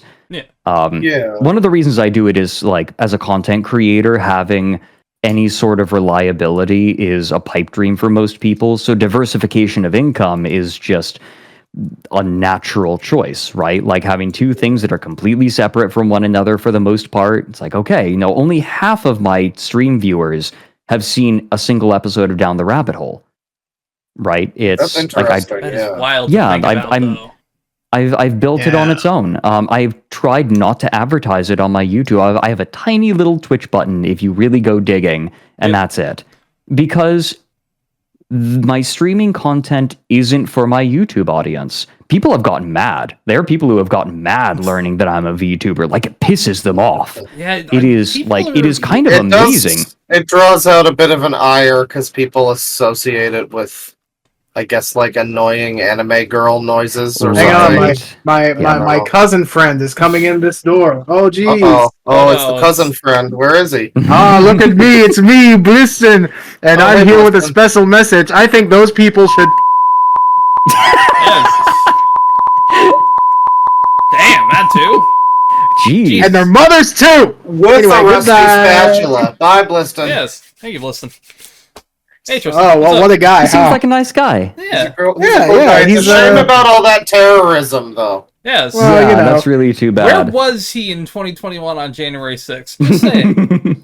Just saying. Nobody knows. He's off grid. Listen, I've asked him not to wear the hat indoors. But it's not for everyone, right? Yeah. And I know that. And so I'm sort of building it independently. I don't want to bother anyone with it. And so that has been a barrier, is separating them by not only by audience but by platform. Well, and I think maybe it's time to just say, okay, no, let's stream to YouTube too. Why not? Well, admittedly, it's so funny. Oh, go ahead. I was gonna say, but one thing I will say is you are doing something different than a lot of other VTubers who have a YouTube's, like, you're both Fredrik Knudsen, the person, and Fredrik Knudsen, the VTuber. Technically, there's a difference. There's two separate YouTube channels, so right. Yes. It's interesting. Although I think it's fine. I've never found a lot of success doing what other people are doing anyways, so I feel that. Which, hey, I am interested to see, like, how the VTubing sphere kind of grows, because it's already grown a lot in the last 4 years, but it feels like I'm not gonna say like the next big thing, but I do feel like that's going to grow into its own subsection entirely. Yeah, I think that it is large enough at this point that it's starting to undergo mitosis. Yeah. You're getting splits, right? You have all the different agencies, and I think that when VTubing arrived in the West, it was through agencies, large agencies. I think, Niji Sanji and Any Color. These are big companies that already had big VTubers with like a big corporation behind them. And I think that was the primary paradigm for VTubing in the West as well. But there also is an underground indie VTubing movement, which has gotten large enough that even large VTubers from these agencies are doing collaborations with indie VTubers who have no one behind them. Astroline, the one that I'm a part of, is kind of seen as it's the corpo indie VTubing agency, right? Like it's somewhere in between. We get a lot of freedom, but it's the Dave the Diver of VTuber agencies. I guess so. The nice. It is practically very different. Like the cut is very good, right? Like our percentages. That's not secret. Yeah. We get 50% as just cash in our hand, 25% goes into an asset fund, and 25% goes to the management. Damn. Very good cut, right? Like, and they do really a lot of work. They do a lot of work, and so, but it is very indie in that way, right? Like, we get to choose a lot of what we do with that asset fund. Yeah. And like that is for us saying, and we have all of the artists in Merryweather Media that we can pull from. But it's a very peculiar place to be. I've never thrived in normal spaces though, so it's okay. Hey, you gotta forge your own path sometimes. Exactly. Yeah, it gives us a chance, and it lets us. They let us experiment, right? They don't prescribe us to do anything. They facilitate. That's good. Cool. And I get a lot of freedom, but that also is a difficulty, right? On one hand, I don't know that any manager in existence would know what to do with me. I am very fortunate to have the managers that I do, but if they tried to prescribe things to me, I don't think that I would have as much success as I'm seeing. Yeah. I think like my streaming has been very successful. It is wonderful. I enjoy it. And it is like I said, diversification of income. I do it. I have a wonderful audience, right? Like my audience is so wonderful, and I've made so many good friends in the space. And I'm like, and it's been a nice challenge, to do alongside Down the Rabbit Hole, which is still my main gig, right? Like that's something I said at the outset. Like, look, I am not going to drop down the rabbit hole for this. That is still going to be my main job. This is something I'm doing on the side. But it's been a wonderful... I started yapping. I started doing the thing. Dude, you are fun. Yeah, like, you can yap as long as you want. We're having a good time with it. I'm having fun with this. Okay. I was going to say earlier, though, it's interesting that you're very conscious of not wanting to, I guess, annoy people with VTube stuff, whatever. Like and that's fair for like Down the Rabbit Hole, that audience. It's just funny because I have a very opposite thing where I'm like, it's my channel. You can fuck off. This is you're here and it's my channel and it's not your channel. You can make your own channel. Why don't you? It's great. Right. I think to an extent though, where there was a period where I was posting like guitar videos and it was just me playing guitar and that was the user content. Well, this was like a year or two ago, and I was playing some songs and it was just like, I guess people didn't subscribe to me to see this in their feed. They're like, oh, there's a new video from this guy I like. It's something that's nothing at all like what they're here for. Some people might click on for that, but maybe not. So it's a duality. I think that for a channel like yours, it does serve a functional purpose. It shows that you're doing this for you at the end of the day, right? This is your channel. This is something that you enjoy doing. It is something that you claim as your own, right? This is you for the parts that are marketable and the parts that aren't. Right? For the parts that no matter what, this is unabashedly you. And so even if those videos aren't getting crazy views or getting you any new subscribers, it is a statement that this is your channel. This is you doing you. This is your channel. It has your name on it. I'm in kind of a different position, I think. I think that the difference is that Down the Rabbit Hole is in some ways emulating old media, right? You come to this channel, you are here for Down the Rabbit Hole. I actually, when COVID quarantine started, I decided I was going to do a week of like little tea streams, right? And interview interesting people. I lost thousands of subscribers. Thousands of subscribers. They were just not there for it. I love that they unsubscribe. It's not even just like I'm not going to tune in. It's like I'm personally offended that you're drinking tea and talking to people. Right. Interesting people too. I was I didn't even get the chance to talk with Atrocity Guide. Like that was going to be fun. Yeah. She's fantastic, by the way. We're personal friends. Oh, that's great. She's lovely. We share a composer. Actually, the same person makes both of our music. This is actually something I guess I'll hop on real quick with. I remember when you dropped the Guru Larry video, people did not fucking like that at all for some reason. They were mad. Yeah. And I don't fucking get that. I loved Yeah. You did another You episode don't like of someone guests. else, too. They're there for my voice, and if it does not serve the purpose of the video, then it has no place. I am breaking that rule for this next video that I'm launching because, and the topic is not a secret, it is about one of the longest battles in gaming history. It lasted for over 3 days straight. Oh shit. Okay, well now I'm curious. This is a new story to me.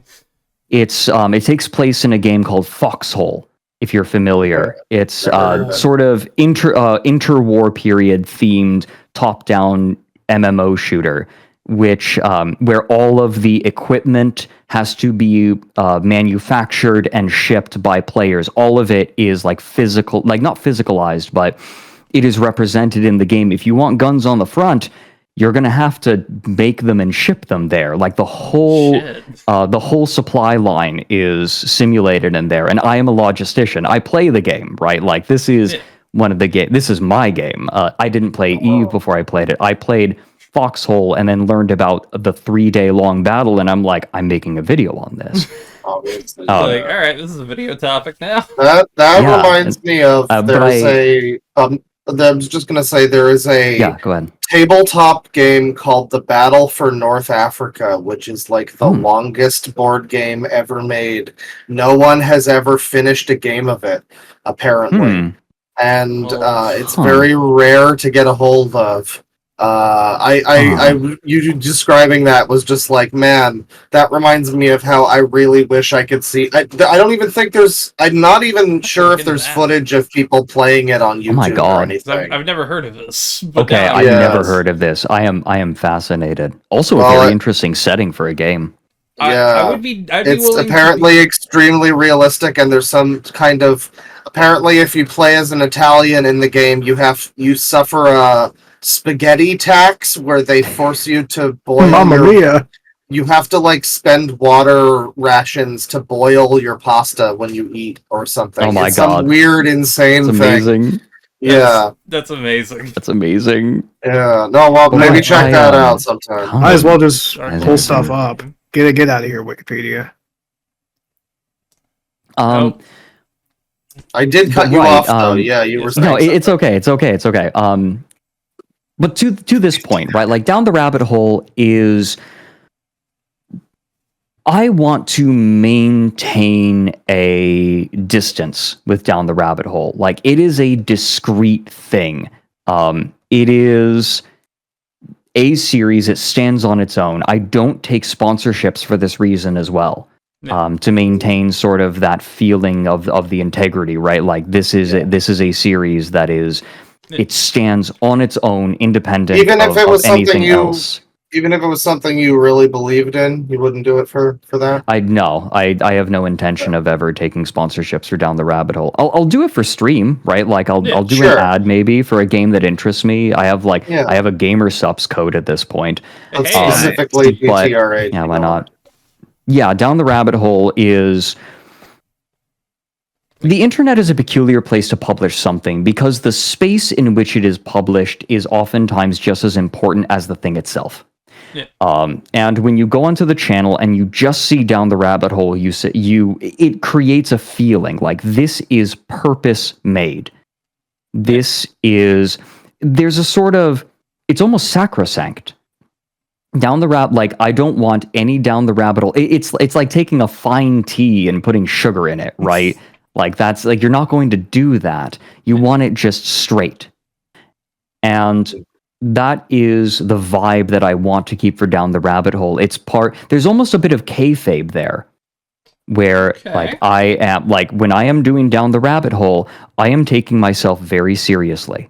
Yeah. Right? I might put in little quips or jokes or like, dry humor. Like down the rabbit hole is lots of dry humor, but there's an extent to which it is not kayfabe. When I am making down the rabbit hole, I am being serious. Yeah. Right? Like there is that side of me. I'm focused in and you are here for this. And I know that you're here for this. I'm also here for this. And we are going to sit down in the quiet, right? Like almost like a quiet room. And this is all there is. It's almost like a meditation. Yeah. And even if that's not how people do it, right? That is the representation of it. And I think that I've done a pretty good job of maintaining that, given the fact that people can see what I'm doing streaming and all of like the dumb garbage that I do outside of Down the Rabbit Hole. But that air of Down the Rabbit Hole is still maintained, right? It doesn't ruin Down the Rabbit Hole because Down the Rabbit Hole is very much in its own bubble, and I want to keep it there. It is entirely separate from you talking about cum cocktails at one point on board. Right? Yeah. Yeah. Like, but it is still you, but it's just it's two different. It's a different part of me. Yeah. The part that shows up on cucking.men. Well, that's just what's what's so fascinating, I think, is just like, you start out and you're like, oh, this serious documentarian man, and then you learn your nickname is Fat Knuts. Yeah. And speaking of Fat Knuts, you've been teasing that 2 times. I've seen it both times. I'm not teasing it. I'm just tabs suck, and I don't like them. You can't close something without like going to it. That's fair. But Mev posted this teaser. Oh my god. May I read this? Yes. Go ahead. Also, Jesus fuck Mev. Sorry. The scale of these organs is hard to convey. Each would weigh approximately 1.62 billion kilograms. We can calculate the radius of each organ using the simple method of determining the density and applying the inverse of the expression for the volume of a sphere. A density of around 0.95 grams per cubic centimeter can be assumed based on the density of typical organ meat. I'm not going to read that equation. Yeah. Where R is the radius, M is the total mass of one testicle, and P is the testicular density. Jesus fuck. I never thought I needed to hear you say testicular density, but I'm so glad that it's happened. No one ever thinks about the density. That's where he got hung up. They think about the shape. They don't think about how dense it is. Where else is the P going to be stored? Come on. Exactly. Yeah. Well, that was a space for it. Dramatic reading. Thank you. Thank you, Mev. Thank you, Mev. Thank you, Fred. Thank you, Mev. I should say we do have some questions from other people as well. Do we want to sure. those? He made a diagram. Oh my fucking! There it is. Figure 1. Oh. Fuck me. That's great. Our bravest British soldier here figured out. For audio listeners, there's a very, very large circle and then extremely, extremely tiny man for scale. Yes. This reminds me of like the flesh orb where if you took the biomass of every human and put it into a ball, it would like fill Central Park. Yeah. Like if I were to give a size for this large ball, this fat nut, if you will. Mm-hmm. Oh god, like. I mean, that would destabilize the Earth. Yeah, effectively, you've created a small moon, but for a testicle. Yeah, it's like a third the size of the moon, I think. Thanks a lot, Cat Cafe lady. You would effectively change tides by throwing your balls in the air. The power of the fat nuts. No, see, my plan was always to ride them like flotation devices from one place to another across the ocean. And there would be cottage industries. Yeah, there'd be cottage industries being like, did you know that the fat nuts are arriving here in 2 weeks on the tides? You could go skydiving and use those balls as a parachute.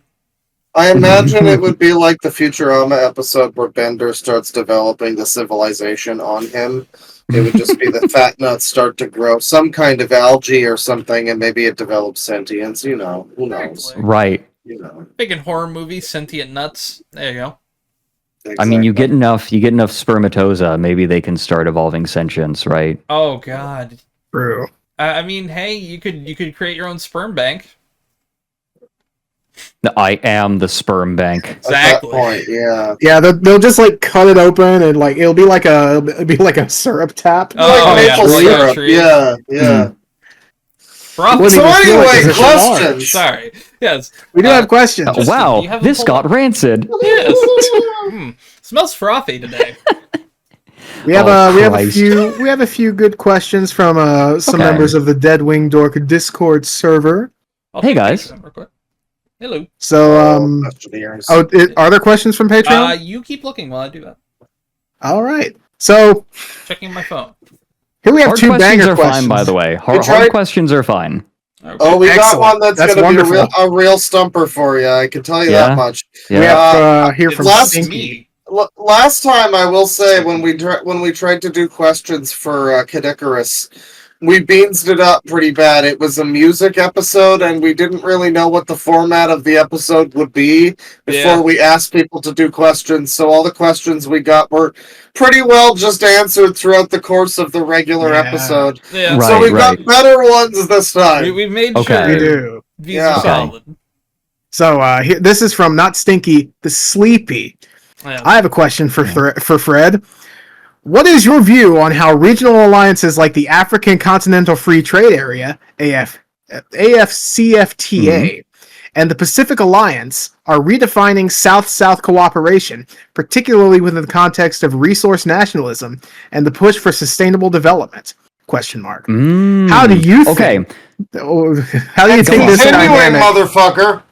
How do you think this dynamic could alter the balance of influence traditionally held by global institutions like the IMF and WTO? And directly after it from Pixar Pal, what's your favorite dinosaur? Ooh, okay. In proper order, we actually already have an example of this that has already occurred. When China joined the global trade agreements, one of the ideas was that the West wanted China to become effectively the producer. about. Sorry, Damn, I'm just listening. Yeah, admittedly, I didn't know what the question was about. I thought he was I'm down to making a learn. joke. Sorry. The idea of China entering an international, like these international trade agreements, was that the West wanted them to become the producer, which is something that they did for a while. But as China continued, China refused to simply allow themselves to be the producer, and more, you might have noticed this, you are getting more and more original products that are being designed and manufactured in China.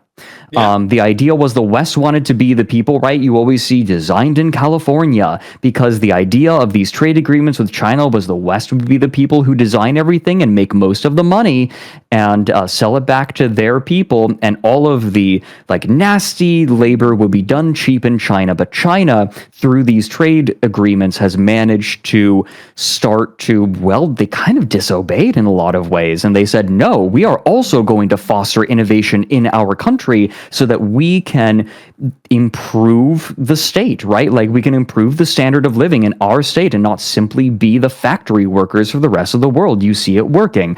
When you have trade agreements in the global south, which is much less industrialized, when they are working together, there is the hope that they would be able to work out similar deals for themselves with Western powers so that they don't, like China, become the new China and become the new manufacturing centers where you can just do cheap labor and keep paying people horrifically low wages.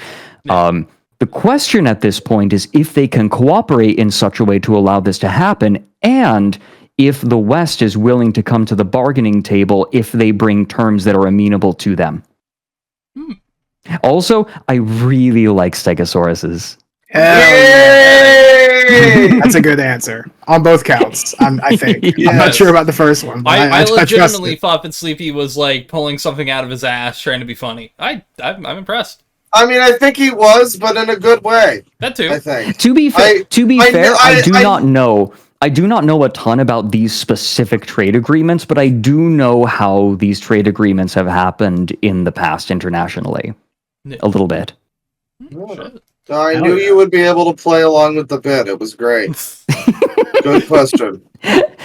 Hey, Fred is one for going with a bit, which I respect. Hell yeah! Cheers. Right, we got from Coyote TG. My life is one long bit. So is your wife. I get it. I feel that. So is my wife bad. Hey. Rodney Dangerfield, back from the dead. My wife was telling me, stop killing me, stop taking that X to my skull, and I said, nah, come on. Yeah. Ooh, fake engagement ring. Sorry. All right, so from Sorry. Coyote nothing to be sorry TGT for. asks, "What's your favorite MGS game?" I have never played Metal Gear Solid. Ooh. I The recommend it. reason being, I didn't grow up with them. I was a Nintendo child. Well, Growing up, I did not have the consoles. Oh. Well, even then, like, though, it just wasn't really within my purview. That's not to say that I have no interest in playing Metal Gear Solid. It certainly interests me. I simply have not taken the time to do so yet. I think you would be interested by MGS2 in particular. We were talking earlier about Reddit and some of the stuff about the internet and algorithms. And 2 hits on those seems a lot. Yeah. Man, The ending of MGS2 ages better with each passing day. I was gonna say exactly I will admit I have had it spoiled. A friend was playing it in Discord, and I was watching, and yes, that ending was phenomenal. Oh yeah. I mean, it's kind of like the Lucas prequels, where it's like it's a lot of bullshit. There's a lot of weird shit, but most of what's there works pretty good. Yeah. So funny enough, also some of that game was edited because, and we're one day off from this, 9/11 happened. Right. Happy 9/11, everybody. Yep, happy 9/11. But yeah, no. I'll recommend the MGS collection. It's shockingly not bad now. If you bought it at launch, it was kind of a fuck up, but they improved it. And I think it's on sale often. I'll recommend. One's a little clunky, but once you get past it, one's still a good time, and 2 and 3 are really good. I recommend. Sounds good. I think I recommended you World of Horror before. Also, that's a really good. You one. did. That sounds very interesting. And Silent Hill 2. Oh, Silent Hill 2. Silent Hill 2. I still need to play that. Although I gotta admit, I'm more interested in Darkwood before that. That's fair. I really need to play. That's fair. I've heard a lot of great things about Darkwood. I'm cautiously optimistic about that Silent Hill 2 remake, but. Continue. Yeah, I love weird horror, right? I love Scorn. I love. I got to play growing my grandpa recently, which is very different, but excellent game. Have you played Deadly Premonition? No, I've not. Ooh, I recommend it. Get the Switch version. The PC port is horrendous. It's dog shit. It's dog shit. That might add to the experience. No. I'm talking like crashing every 30 minutes. Oh, that's not the fun kind fixes. of. Yeah, I think it works best on Windows Vista, so that should tell you everything about it. Yeah. Unfortunately. That's rough. Yeah. So from Milioplact. Yes. Fred, I remember you got into fancy teas. Do you still enjoy them? Oh, I'm even more into fancy teas. Are you kidding me? I regularly, yearly, I go, what's my favorite? You are not going to fucking believe me. It is called duck shit.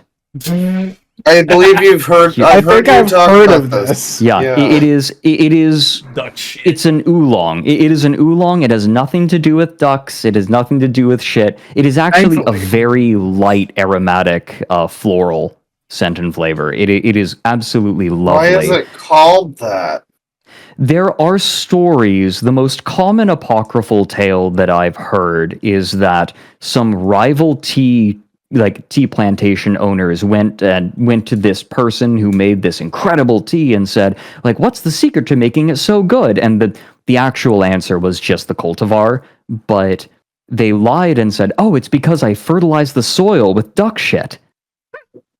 That's a good lie, though. That caught on. It's a good lie. It's a really good lie. Yeah, because you know exactly at least like 2 or 3 of those people you told there, you're going to try doing that. They tried it, yeah. Mm-hmm. They're going to at least try, and it's because it's so good. It is fantastic. You gotta steep it very precisely, though, to really get the most out of it. No, I am even more into fine tea than I have ever been, to the point where when I go to a specific tea festival, people recognize me.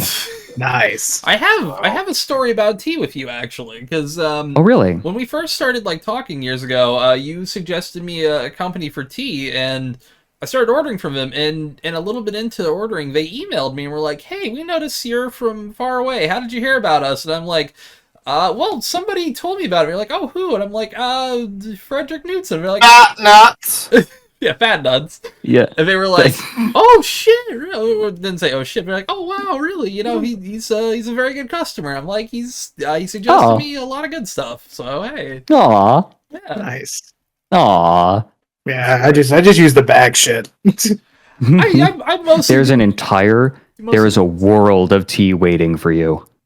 that too. Oh my god, good Once tea. I have Good the tea cash. is I never That- drink good tea is very varied. It's cheaper than coffee. That Fine is, Really? tea is still cheaper than coffee. oh yeah. Yeah. I'm gonna have I to way look cheaper. into stuff then. I never get around to drinking as much tea as I'd like to, but I do have some teas that are like I have this very nice one that's like a fruity rose tea, rose hip or something. Rose hips are good. Yeah. Yeah, and it's I've had rose hip tea. It's nice. it's Herbal very teas. nice. Yeah, it's I'm very- great if you have a cold or a flu or something like I had earlier this I'm still year. very basic Yep. bitch on tea. I've completely cut out soda except for maybe once a month. Like no Dr. Pepper or anything, and I used to drink a fucking case of Dr. Pepper in a week, which was not good. I'm So- still Yeah, the it's soda rough. baby. Yeah, what I drink. A case in a week? Are you fucking kidding me? Well, Oh, that's a lovely well, I pot. also used to Yeah, drink it's like nice little 3 guy. energy drinks. It's dented to shit. The fact I've not had 2 It's just well loved. Yes. Also, yeah. But I use I have a childhood friend who drank energy drinks. He drinks energy drinks and so much soda. He has had 3 kidney stones. See, and he just won't stop. I am so lucky. That's I've rough. never passed a kidney stone. I've never had anything God. like that. I've been incredibly Same. lucky. You won't the if you fact- drink tea. Well, the fact I didn't when I was like 15 or 16, I should have. I should have had a kidney stone at that age. That's all I'm saying. So I use 2 bags, and I drink Bigelow Perfectly Mint, which is a mixture of spearmint and black tea. And then I mix it, because it's not minty enough for me, I mix it with Twining's Perfectly Peppermint. Okay. I will say, tea bags, you're always going to get a bitter brew. The problem Yeah. is that in tea bags, the leaf gets crushed, and all of the more intact a tea leaf is, the less that the tannins will seep into the water. The tannins are what makes it astringent and bitter. Okay. And when you have the whole leaf, those will be extracted slower. Like tea is chemistry. Yeah. It is chemistry. It's an art in the sense that you're always adjusting everything to get just the flavor you want. And it's always different every year. Every harvest is going to be different, but it is chemistry in that there are like discrete chemical reactions that are happening in the leaves. And if you know what you're doing and you know the taste, you can adjust the different like parameters and you can adjust the flavor in specific ways once you get comfortable enough with it. I'm definitely gonna have to get more into it then. Yeah, I would Yeah, like to I get am- like a I'm a loose big leaf dweeb. tea kind of thing I mean, at some point. hey, I respect If you want to get started, a starter kit for like steeping small amounts of tea is like $20 on Amazon. It comes with it comes with a really nice cup and just look up a tea tasting kit. You'll get it for $25, Sure, and that's all you yeah. really need. I'll take I a still look at use it. it sometimes. 'Cause I've seen some stores around Toronto that do teas, and that'd be nice to get into Yeah. a little bit more. Yeah, Find I'm some also of that thinking. dumb shit. I'm also thinking about getting a long pipe, like actually. Mm. So that's gonna make me the perfect amount of pretentious. I love it. hell yeah. Oh, when I'm old and I'm not worried about cancer anymore, I'll probably start smoking a That's the pipe. thing. I I enjoy how pipe smoke smells. I ain't gonna be smoking any tobacco in it. You Oh know? yeah, me neither. Understood. They actually do have like herbal mixtures that you can smoke. They They have do. like Oh, It's not tobacco, oh geez, but like it's, that's nice. cloves. Yeah, clove cigarettes usually. Yeah, That I sounds have really a nice, character in actually. I have a Basil. I character. think. I have a character in a story I'm writing who's written to be extremely pretentious and strange, and he's written to smoke lavender in a pipe. So, you know, That actually, maybe well, that actually it might sounds be good. lovely. I've I mean, smoked yeah, clove it does. cigarettes for like a costume before, so I get it. Oh my god! When I was little, my brother rolled some like herbs into paper for a little film that he was making, and he accidentally left them out. My parents called us up and were like, "What are these? What Like, have you what been are doing, these? young Fred? It's like, yeah, like she was like incriminating us, and we had to be like, no, mom, it's literally oregano. Like, smell great. it. Yeah, it's like, It was so fucking if you funny. try smoking this, it'll be awful. Really, really Italian. That too. So, from Alan, favorite tabletop RPGs? Oh dear, I'm an eternal GM. I have some I great feel it. memories with a lot, but I gotta say, so far, okay. My realistic answer so far, I have not played a ton of different tabletop RPGs, but my favorite experiences so far have been as a player in the Norfolk Wizard game done in Mage the Ascension. Ooh, that sounds cool. It is awesome. If you look it up, Alphabusa, the people who did If the Emperor Had a Text-to-Speech Device and Hunter the Parenting, they're doing that. They're cutting it together. It's an actual play, except like very closely edited sound effects. They apply filters to our voice depending on if we're in character, out of character, and depending on like what environment we're in. All the dead air is cut out, so it's like paced really quick. Everything's always happening. That's fucking slick. However, there is another very little known tabletop system that I loved playing called Dogs in the Vineyard. Okay. Which is, very obscure, written by a dude who's like an ex-Mormon, I think it is. Oh shit! It's sort of set in a Mormon-esque, like America, sort of fantasy, like Mormon fantasy America, where you play as people who are going about and solving problems, sometimes supernatural, sometimes not. Okay. And it is so much fun. The conflict resolution system in it is amazing. It is super obscure, but if you're into obscure TTRPGs, it's a super obscure TTRPG, but it is so cool, and give it a shot. I would recommend it. Yeah. The way that you grow is by failing.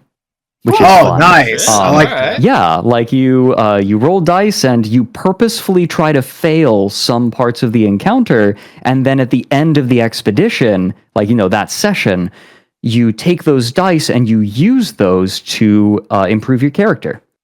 Okay. Nice. So you learn from your failure. The conflict resolution is also great. There are different tiers, so like you can get into an argument to get what you want, and if the argument's not going your way, you can just say "fuck this."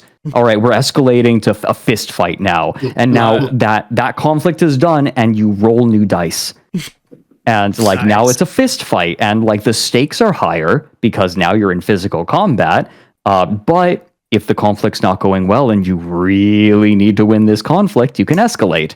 And then you can take it from a fist fight to a gunfight, and now the stakes are really high, right? It's nice. Yeah. I really love that. I really love that kind of system. I feel that. Yeah, my favorite system. It's a bit, but right. I don't have the books because they were put in a leaky trunk.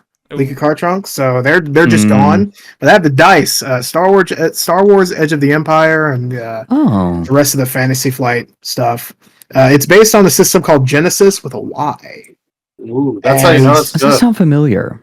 Yeah, it uses these like unique fuck ass dice or die or whatever dice, and each of these little glyphs corresponds to something good or something bad. Let me find the challenge dice.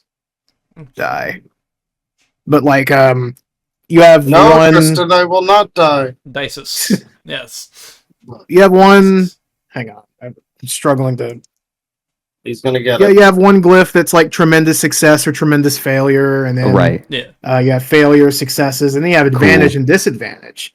And basically, you can roll a success, but you can have like major disadvantages on it, and you can do stuff like lose. Essentially the game's analog for like stamina or MP or whatever. Right. And like all sorts of stuff like that. Like maybe if you're trying to pick a lock, you could succeed, but if you roll like a whole bunch of failures, you could like trip the alarm or something like that. Yeah, Right. Still, And I really like that. fuck up one That sounds aspect. good too. Yeah. Because I like pulling shit like that as a DM, but I don't like when the players get pissy. Like, I succeeded. I succeeded the roll. Like, come on, let me do interesting things, please. Yeah. I enjoy complicated success and failure, where it's not just an outright success or an outright failure. It's like, yeah, you succeeded, but there are consequences, right? Like maybe this didn't quite go right. I always like that. It's like you broke in, but you set off the alarm. It's like, all right, well now we have to deal with this. Yeah, I like that I'd kind really of like stuff. to try a thing where it's like if you get a crit, then that's like you do it perfectly, great job. But if you get like a just over the passing level, it's like, oh yeah, you break your leg, but you do it. Good for you. Yeah. Right, yeah, that's something that we do in our Mage of the Ascension game. It's like, okay, you got one success, that's enough, right? That's all the successes you needed, but you're not you're not going to do it amazing. Like, it's good enough. Yeah. That's one of the reasons I'm excited for the Forever Winter, which is a really cool game coming up. It's a co-op extraction shooter. I've seen the stuff about that. It sounds like I would would like. Yeah, I'm so excited. Admittedly, I'm the one that's like, when I hear games like, oh, it's an extraction shooter, first person thing, I'm usually one that people point to. It's like, are you playing it yet? And it's like, yeah, probably. Give it a peek. It is very unique. It's you play as a scavenger who is scavenging an active battlefield, and you're trying to stay beneath the notice of these like massive war machines. Yeah. Like, you're just a little guy. You're not a big fat warrior. You're just a little fella trying to survive. Yeah, you're just you're facing basically innumerable odds trying to get out. Right, you're like, all right, just kind of sneak around, and then if you have to fight, maybe you will have to fight, but you're probably not going to do great in a lot of them. It's a big choice to get into a fight. Right. And when you shoot, the way they put it is every time you shoot, you're ringing the dinner bell. I like that. Yeah. I see. I think I'm curious if more, because the extraction shooter thing I think will last out of all of these new genres. I think it'll last a little longer than most, but there's only been a few like PvE ones, and one of them is technically Modern Warfare Zombies, sadly.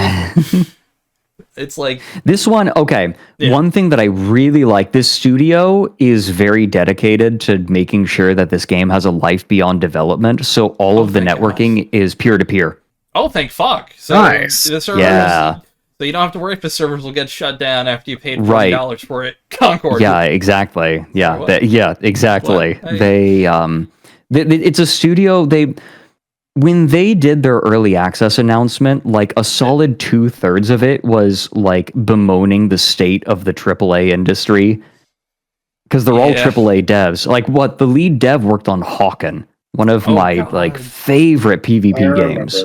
I played the fuck out of Hawken was so good.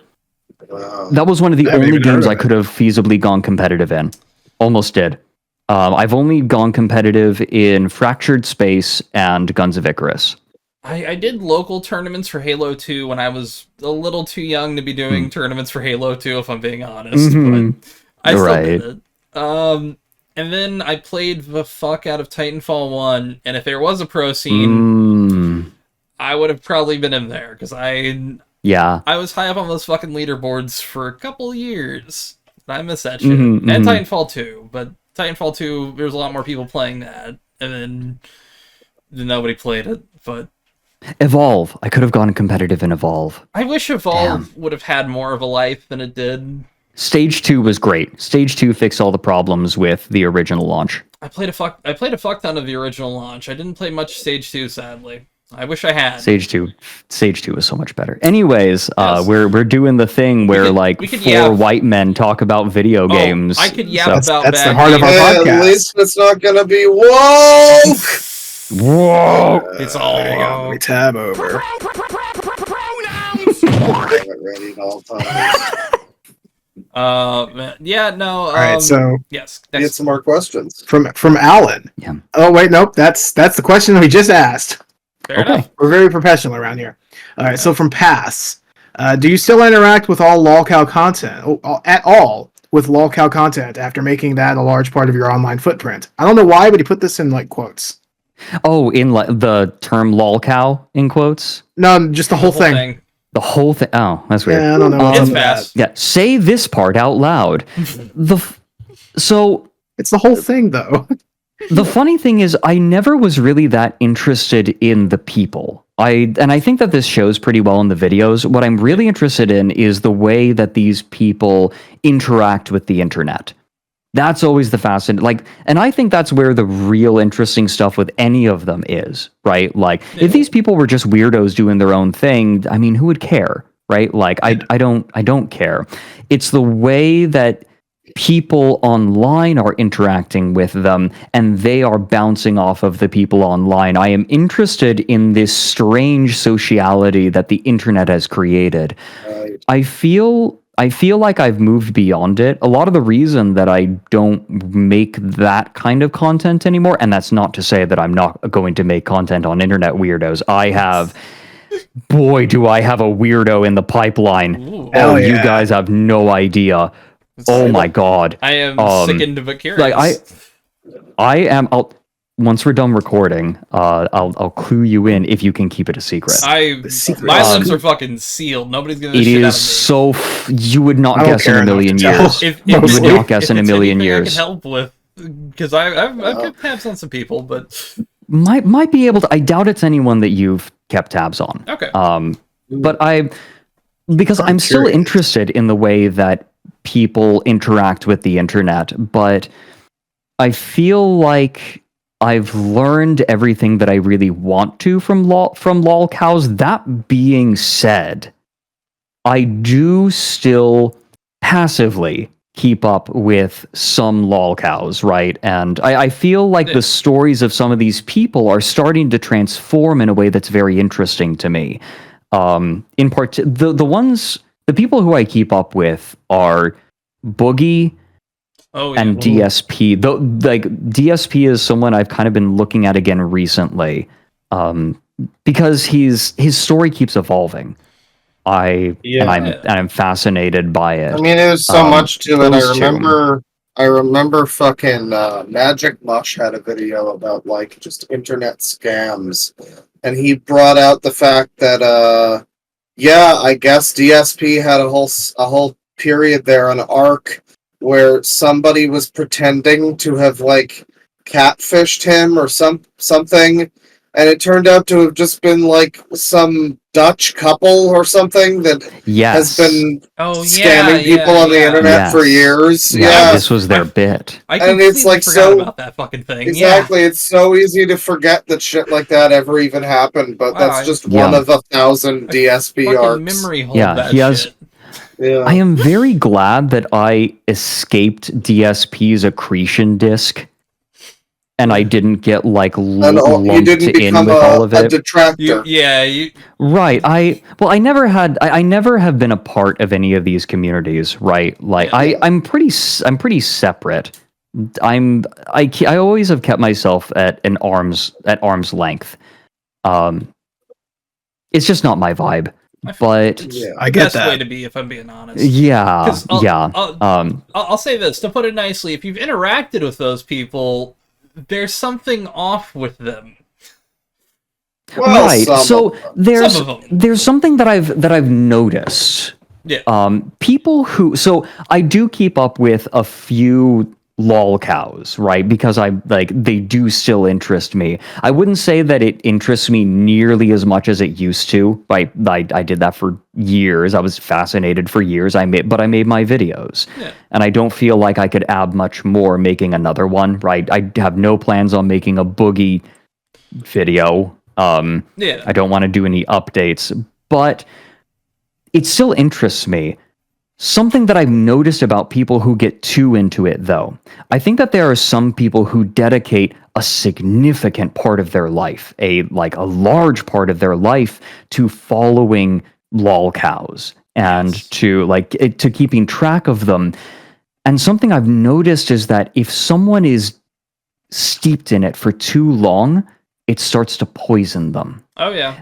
Eventually they start to see benign character traits that are shared by lolcows that they follow in normal people, and then they start to see normal people with these typically benign traits as weirdos and lolcows, and sometimes even more nefarious things.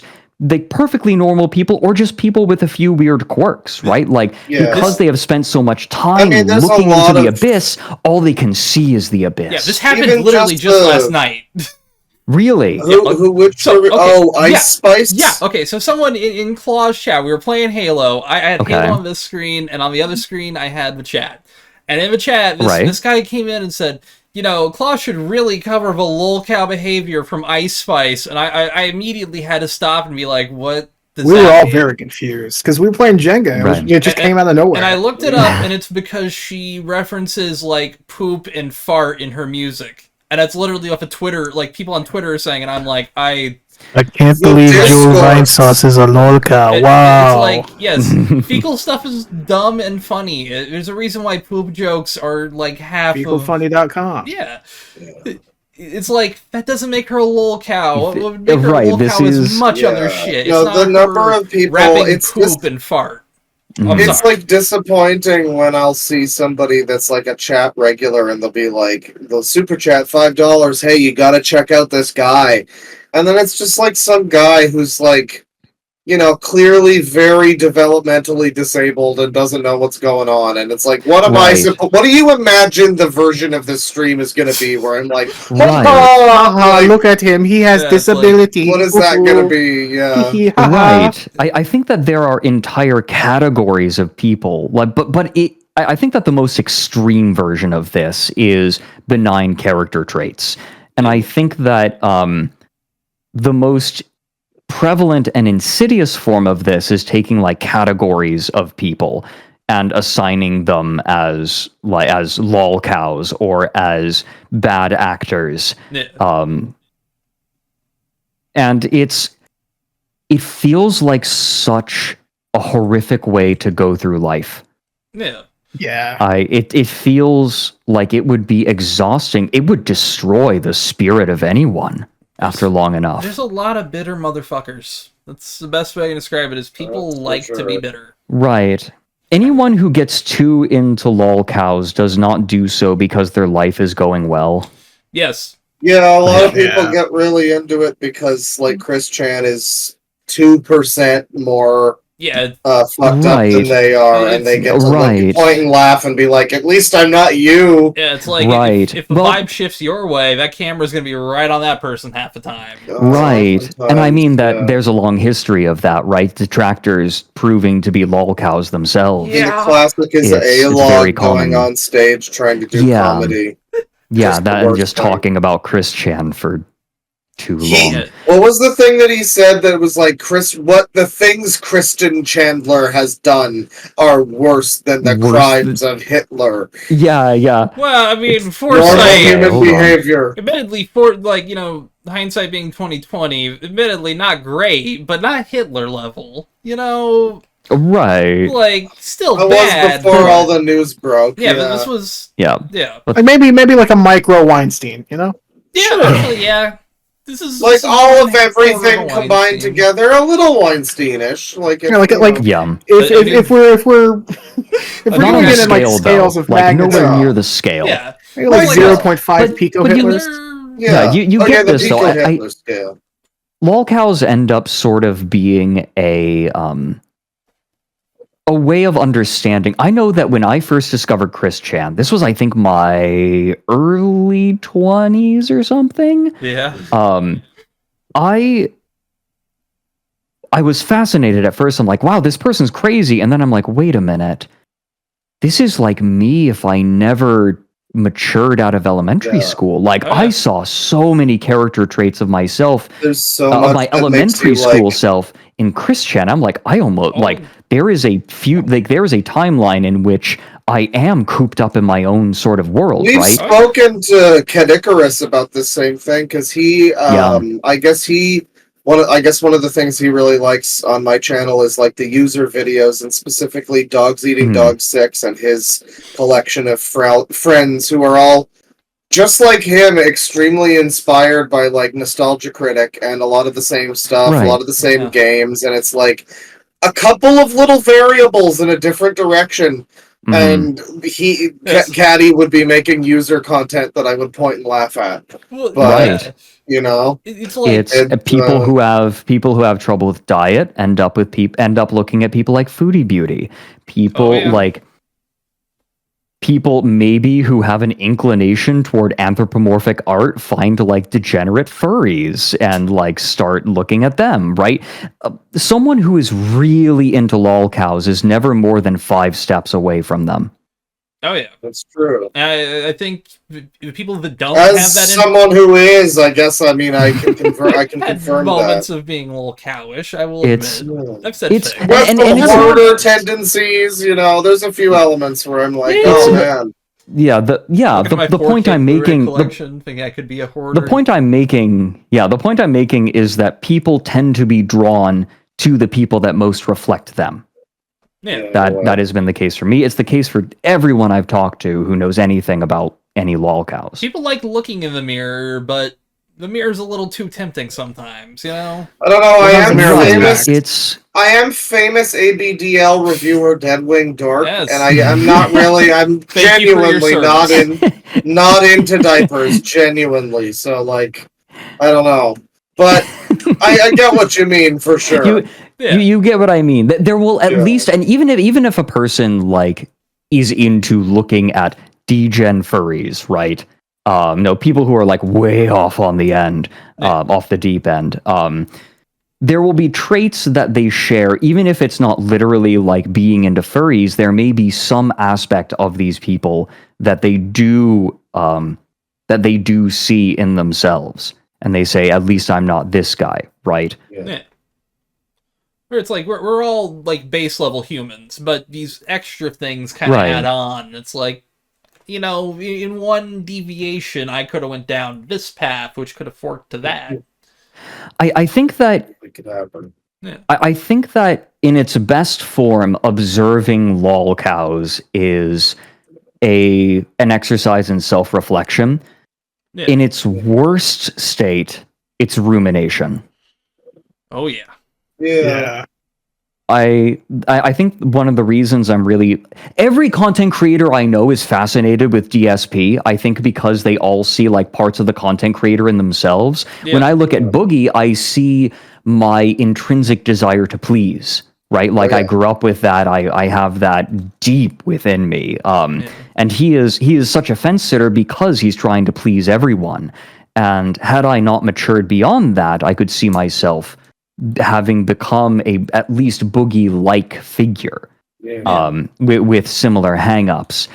Well, it's funny you mentioned DSP, like everybody being fascinated by him. Recently, I looked at him on stream because I was playing Elden Ring, and I get accused sometimes of being DSP-like, and it's fair. I yell and scream about games every now and then. Every now and then. That's why I don't stream COD. But it crops up every so often. Once in a not that many. I haven't done any slurs because of it, but some people, that's more than aimbot can say. Lesser men, you know. But no, aimbot's great. But there was a time recently when I was playing Elden Ring, the DLC on stream, and afterwards I was looking at some videos, and you know, DSP was one of them, and I was excited for an epic bad DSP playthrough where I'm like, that's not you missed the ladder, DSP. But instead, what I got was a video that was packaged to me as DSP has meltdown on Chad after terrible whatever. And what it was because he beat a boss fucking solo with a melee weapon which is Right. like the classic Dark Souls thing of like, don't use magic, don't summon anyone. Yeah. He did it Right. the most honorable way you could, and his chat was like, well, you got hit, you healed a few times. Yeah, it's And, like, this Like is what? this is that's his that's like how you pathetic. play. This is Yeah. his bad gameplay. This is his like, horrible he's meltdown probably doing better than I do. because he's looking Yeah. at chat and going like, "Well, that's stupid. I played the game right. What is wrong with you?" Right. And I was like, I had to be like, guys, DSP's right here. What the fuck's wrong with his chat? This is a normal Right. play session. One thing Yeah, that has... Oh, sorry, go on. No, please Oh, I continue. was gonna say, one thing that has shocked me recently, Wings has become more of a normal, stable human Yeah. being in the last Yeah. last year or Redemption, two. yeah. Yeah. Scary. I think that of every lolcow that I have seen, Wings is like the most Yeah. stable. I would have Right. a beer I with always felt like current Wings. he always felt like most just like a regular dude. Yeah. I mean, after I made my video, I chatted with him on his stream, and it was very like I saw it was that. a really good conversation. Like he was nice. It was pleasant. Yeah, when people are being chill with him, he seems like a chill enough dude. I mean, Yeah, the trick is that it's when someone responds to prodding, that's when they end up becoming a target. Yeah. And it's rough to see. I feel that. Yeah. I You get a lot I- of people who don't know when to leave the trolls alone, kind of yeah, thing. drop a plate, I think- walk away. Yeah. But yeah, Claw, I think that you I hope may I should I refer to is that okay? You can refer It's to him as Claw. Mr. Claw, but it's okay. Mr. It's Claw. okay. I call Okay. him Sir. I call him Sir in private. I don't call him Claw. I call him Sir. Sirrah Claw. Yes, he has a very long lists of names that Yeah. I have to recite. I left the scroll over there, sadly. But I think that you're touching on that, right? Like it's a mundane trait that is being honed in on, right? Like he didn't even do anything wrong, but at this point, the sport is the criticism. It's Exactly. gone beyond any actual criticism. It's like digging in. It's latching on, and Yeah, it feels like it would be exhausting. it's Yeah. pure cynicism. There's no Yeah, like, I think maybe I mean, that's it's it. ironic that he calls himself the king of hate, or he used Yeah. to. yeah. But a lot of those Yeah. people that follow him, Actually, I think other people started calling him the King of Hate. He just kind of was like, well, he took it up. that's yeah. my name. Yeah, Which admittedly, Yeah. like, yeah. I At think a certain point, I think he realized that might not have been a good look. I don't know. Yeah. yeah. I mean, But yeah. Anyway, that was a very long-winded response to that Oh. question. I guess It was a good response. I've spent a lot of time thinking about it and looking at it and looking at the ecosystems that spring up, and I guess I just have a lot of thoughts that have gradually grown over time, and I'm glad to be done with it. I'm glad that I did it. I'm glad that I looked, and I'm glad that I had the opportunity to sort of look and analyze and share. But I'm glad to be done with it. that's good. Fair and valid. You know, some glad people to just be need more yeah. videos in their life about the hurdy-gurdy Exactly. and not Everyone about, needs more videos about the hurdy-gurdy. What I- are you I- talking true. about? Yeah. Exactly. I mean, shit, you can That's just true. In upload a fact, you video should of you make- playing it. Yeah. Just like a parts 3, 2, skip 2. Yeah. Parts 3, 4, 5, 6, 7, and 8 of Down the Rabbit Hole hurdy-gurdy. And it's just it's just the same thing as the first one, but Famous like an extended hurdy-gurdy-est, performance. Yeah, then you you just know, played in different yeah. places. Yeah. Yeah. One On a pirate ship. Yeah. On a boat, somebody Right, rowing so- it. Exactly. Yeah, I hope that was a reasonable response. I know that Oh, yeah. there is Good a one. cynical view of that, saying like, oh, you know, he thinks we're better. He thinks he's better than us, right? Like, and I think that it is fine to be fascinated by lolcows, right? Like I said, I still look at some. I am still fascinated by some, for various reasons. But I think just remember not to get too mired. Like, it's so easy to get mired in that ecosystem and then become a part of it. Touch Right, grass, you- ladies and gentlemen. Yeah, touch True. grass. You fall asleep in a forest and wake up covered in roots. Mm. That's some wisdom right there. Yes. So I guess we'll go on to the next question, and let me just Yeah. go ahead and put this on in the spirit of things, Oh boy. because this comes from our favorite clown lady, Ooh. Zara. Yes. Okay. Hell yeah, Zara. What's some topics that you wanted to make into a Down the Rabbit Hole episode, but ended up not being able to? For example, you wanted to make Grover House into an episode. Yes. But you repurposed it for repurposed the topic for the Warrens because of lack of information. Right. I would say for the most part, when I've wanted to cover a topic, there has been enough for me to make a video. I'm actually quite blessed in that way, that I have not found too many topics that I thought would make a good down the rabbit hole, but just ended up not. I'm trying to think, like, the instances are pretty few and far between. That's the only one that really comes to mind. Like, usually I can look at a topic and say, okay, there probably isn't anything here. I would say what's more common is looking at a topic, saying, there's not very much here, and then being proven wrong. Ooh. Okay, what? Like with the one that I had mentioned earlier that I have coming down the pipeline that a bunch of research has already been done for. When we're done recording, I'll let you guys know. All right. I'm trying to think if there are any good examples in Down the Rabbit Hole's history of that. But yeah, the opposite has been more true generally, right? Like, and now I'm thinking about making a Down the Rabbit Hole about Olympic esports because I was like, this would just be a fun stream, and then it goes so much deeper than I thought it did. Fuck. That's great. Now You're gonna get in trouble if you do that one.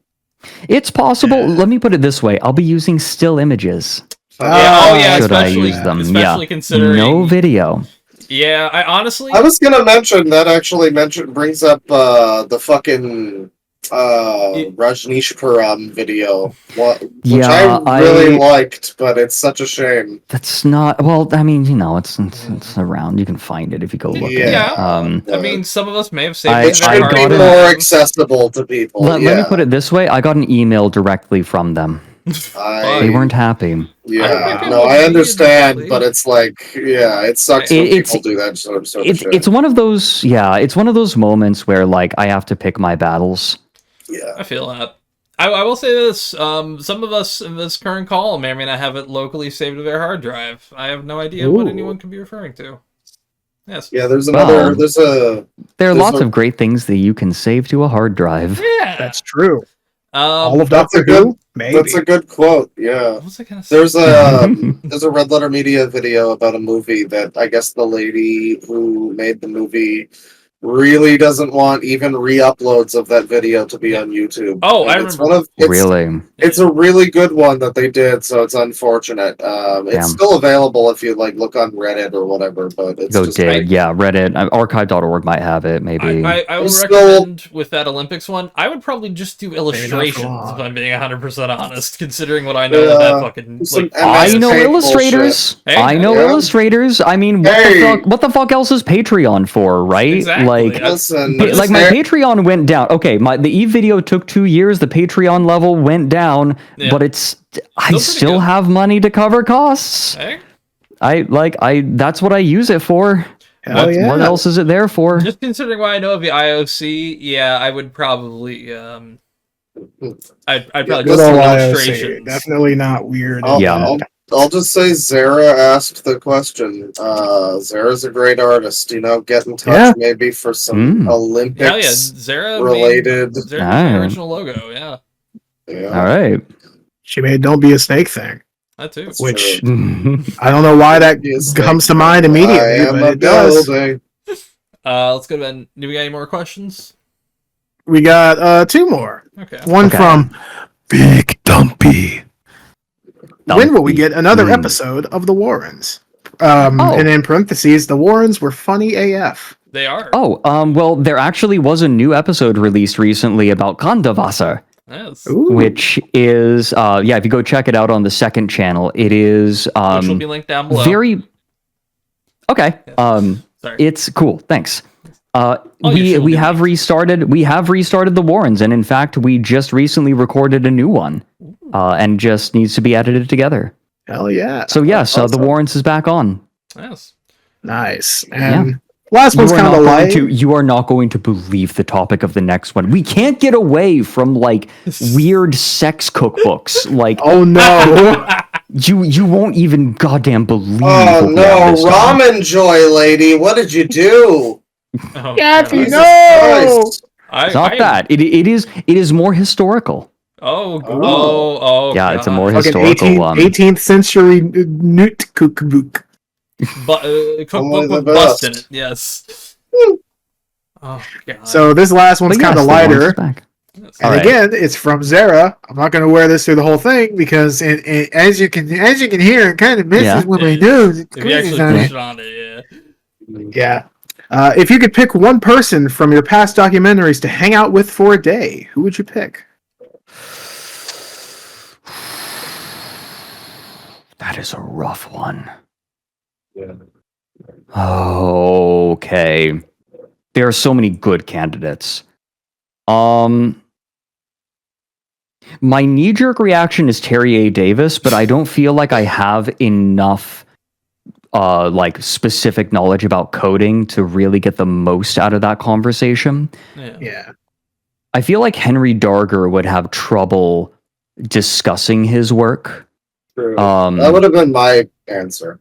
Yeah, I feel like he was too intuitive to like have a really interesting conversation about his work.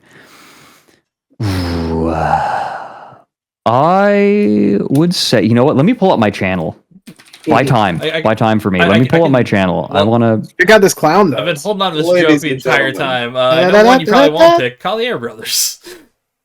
I was considering them as well, actually. I mean, it would be interesting to like whoops. pick their brains, especially at a certain well, age.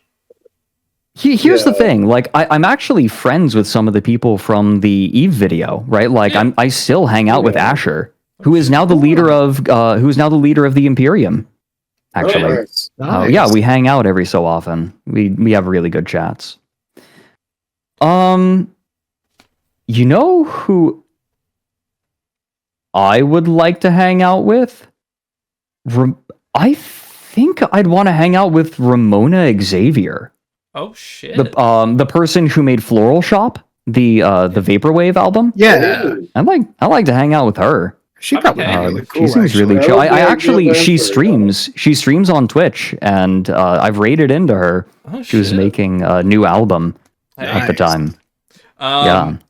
Okay, here's an that is one that I could actually do. Yeah. So that then adds a question that just popped up in my head. I'll ask you: do you prefer covering subjects that are alive or dead?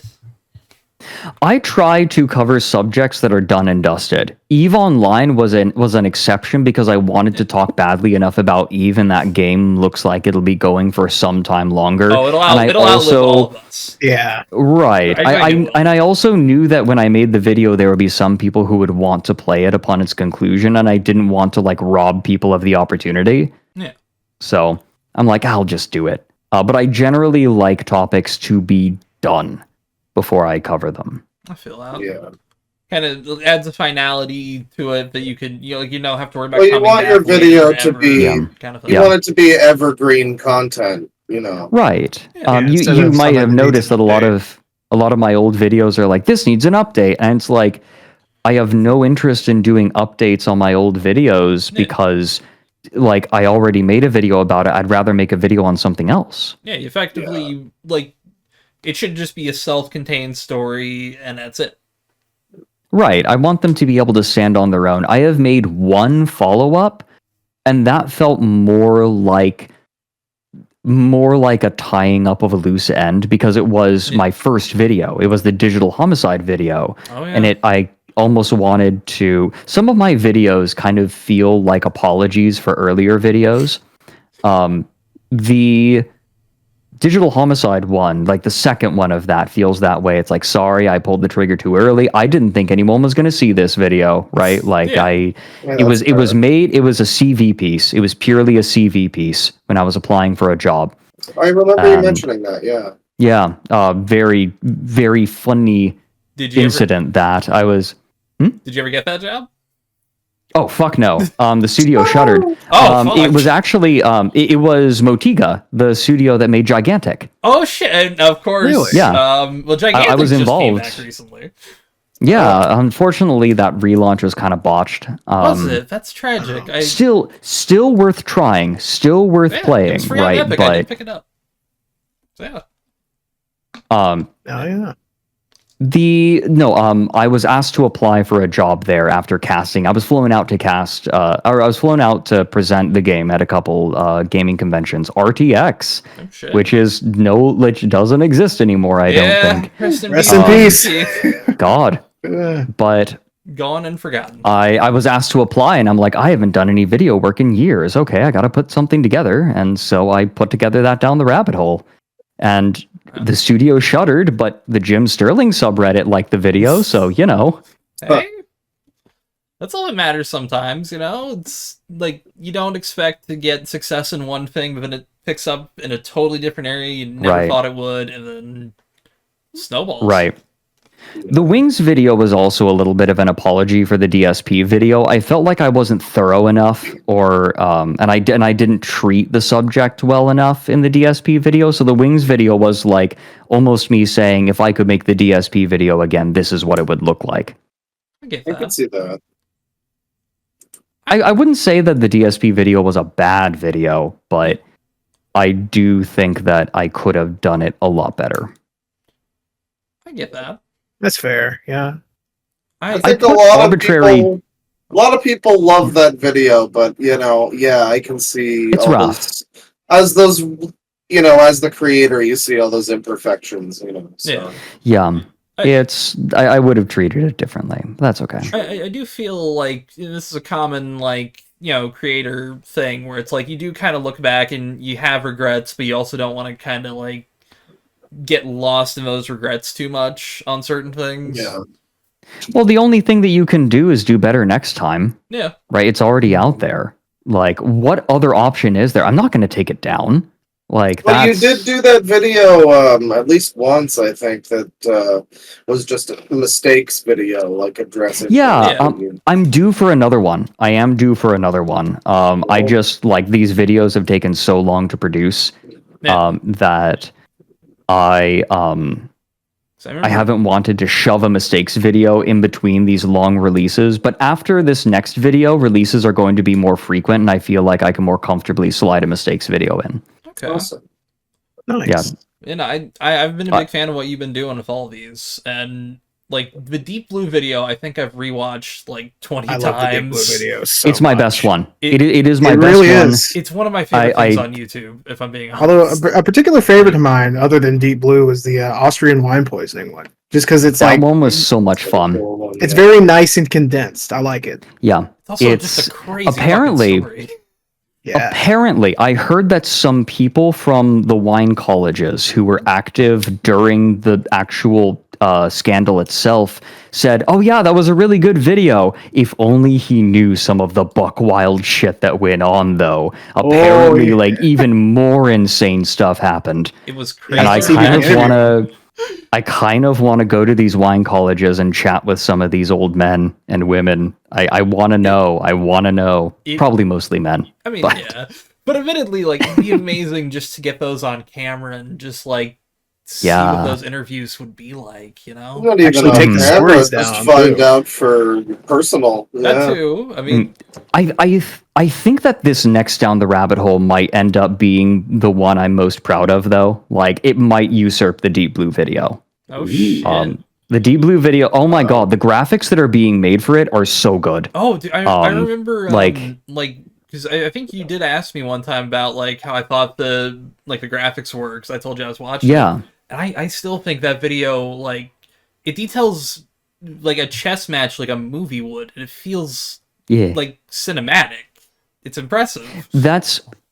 So this next video is like the Wings 1v1. Like, you remember the Wings of Redemption against Syndicate. Yeah, it's kind of like that extended across an entire hour. Ooh. Yeah. It's that, like, it's You're taken a long describing time to this- make.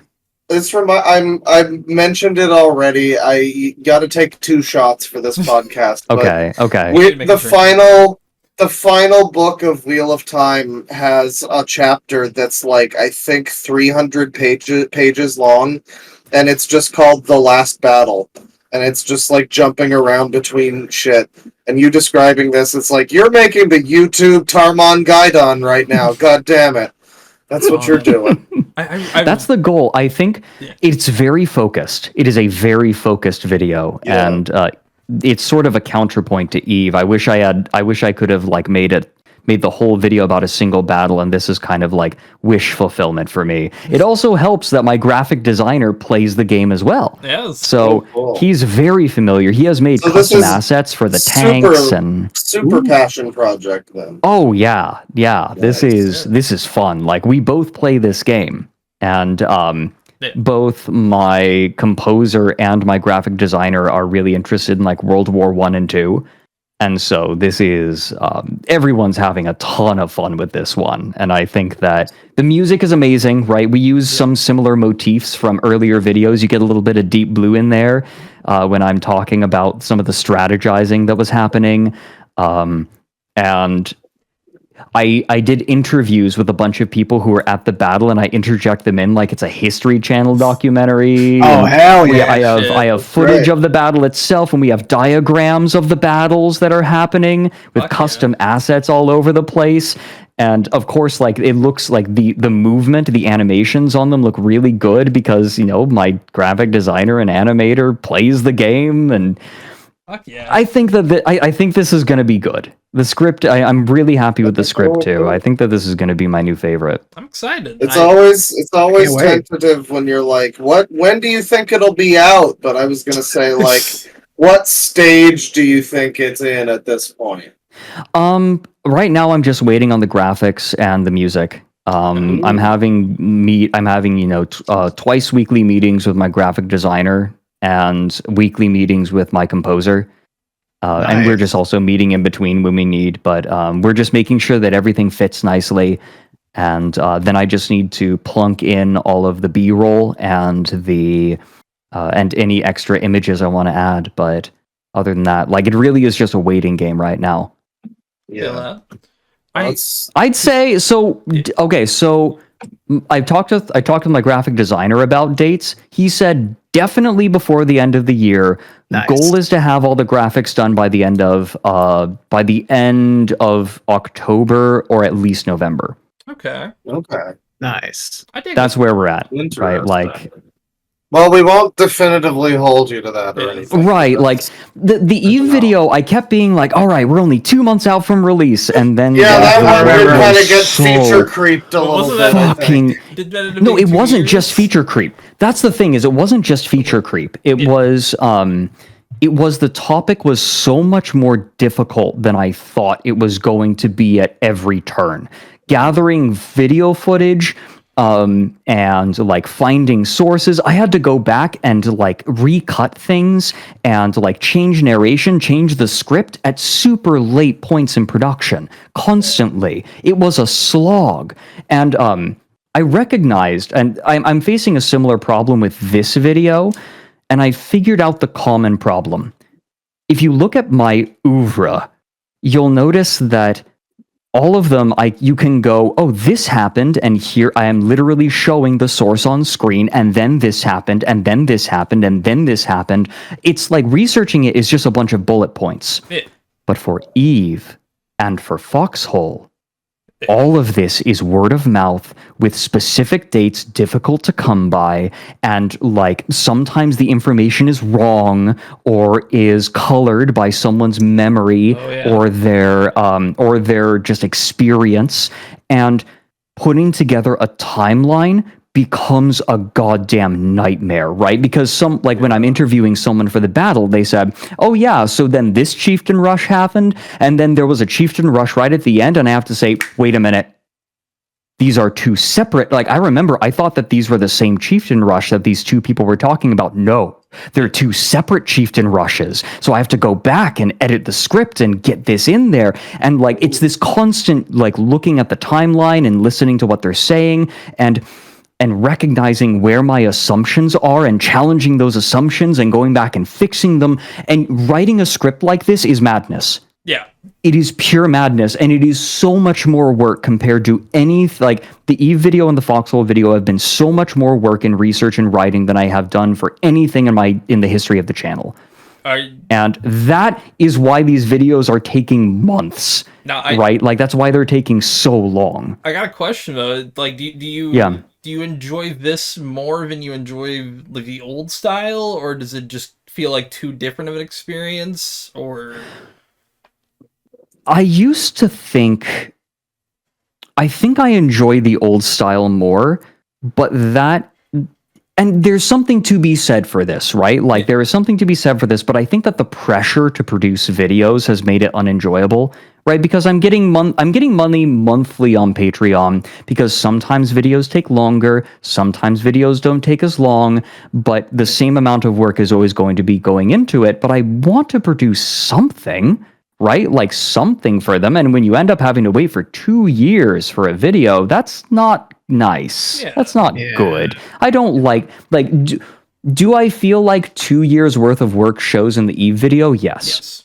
Do I want people to continue giving on Patreon with the general hope that there will eventually be a video when Patreon and crowdfunding platforms are full of scammers? No. Yeah. I don't want to put people in that position. Yeah. And so I think that I would enjoy it were the stress not there. Yeah. That's always the hard part of, like, trying to balance the stress of, like, all these mounting things while you're also trying to, like, figure out this other thing entirely. Like, you're balancing so many plates and just kind of hoping they all stay spinning.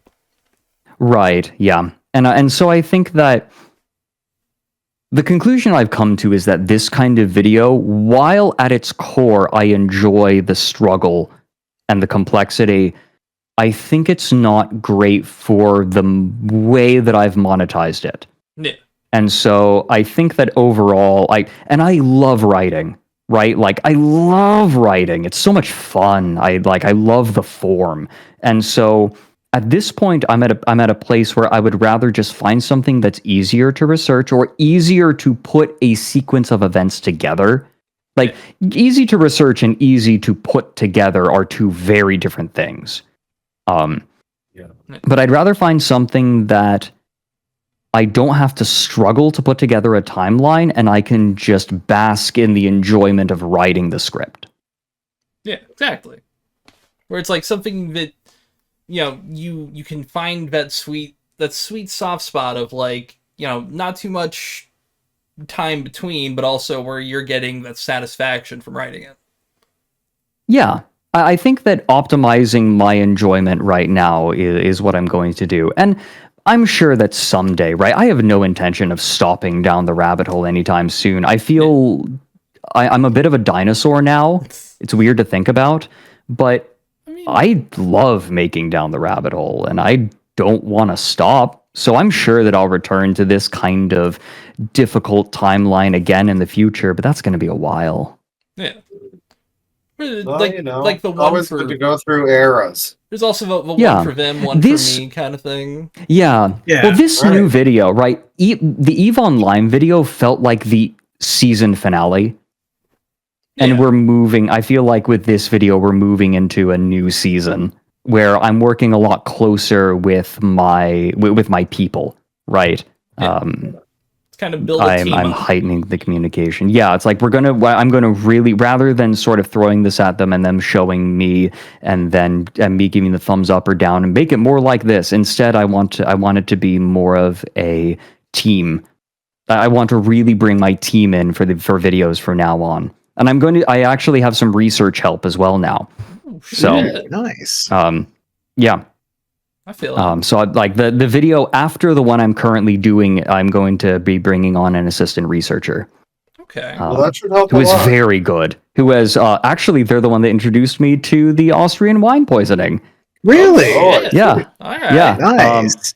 Very good at finding obscure niche stuff. Very good at it. You know, Facilitated tons of stuff. It's always impressive finding people that can do that, where it's like, I thought I was good at it, and then we got some people we know where it's like, oh yeah, I found this and this and that, and it's like, all right, how did you do that? And then they tell you the same Yeah, terms you put in. I was I'm like, Because we're digging. I was talking last night about how Gabe will find out about like, oh, there's a trailer for this new movie, and Gabe's like, oh yeah, that leaked 3 years ago. Oh yeah, it's like, yeah, everyone oh, knew we about knew that. about We this. all knew. We know the whole Like- story, and like, okay, like, oh, Mhm. thanks, fuck, I Gabe. thought Thank I had, you. thought I had my The ear to entire the movie ground. just leaked 5 years ago. Yeah, It's like yeah. I go to a movie almost every weekend, and somehow he's got his ear more to the ground. It's like, oh, okay. yeah. But yeah, I've had a really fun So, time with this. Yeah, I'm we're glad. This has been really nice. It's been lovely. I like, we're I've always said you're a chill dude. I like you're honestly Aw. one of my favorite YouTuber interactions I've ever had too. Like you're just a chill guy, which like there's some people I've met where I can say they're very chill, and there's some I've met over the years where I'm like, oh, you're a prick in private. yeah. There's been a few. I We've don't met. know. I'm So I'm we're glad. we're coming up This has on been really nice. Yeah, we're almost Yeah. on 3 hours. I Yeah, Wait, Um, 3 hours? we're almost to 3.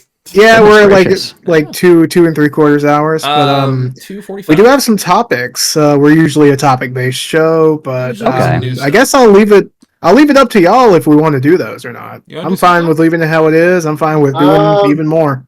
I mean, I gotta do some stuff later this evening, so maybe Okay. we we'll save it for could, next time. But I'd be down to have you yeah. anytime you wanted to come back on, Fred. Oh, thank you. This was really nice. It's been a Yeah. long time since I've done a podcast. The last one I could I've find was been 2 on for a years while. ago, and that was the official Yeah. podcast. Yeah. Yeah, well, the we're official very podcast. honored to have you. Yes. Oh, No, it was really nice to straight from reconnect. official Listen, podcast to us. Wow. It took you a long time to find one that could compare, but hey, you found them. All There equals you funny. go. I had a really good time going. Okay, well, good time is maybe doesn't capture the complexity of the experience, but when I came on looking at Oh yeah. what was it, the document, the wolf what was it, document? what was his name? Wolf. The- That Three was puppies, Wolf, you know. yeah. that was Wolf. That Oh was my Wolf. God! Right, We his try name to was forget those fucking times. Wolf. I remember because Yeah. I re-listened to That it was for a all hell of an this. experience. Yeah, people still come at me with the talking about the anime villain reading of the I forget the apology. I It think was an apology. Yeah, we decided he Yeah. sounded like shitty Sephiroth. Sephiroth. Yeah, Yeah. yeah, it was great. Yeah, no people. Even within our group on here on the server, it's glowing praise for the worst thing ever.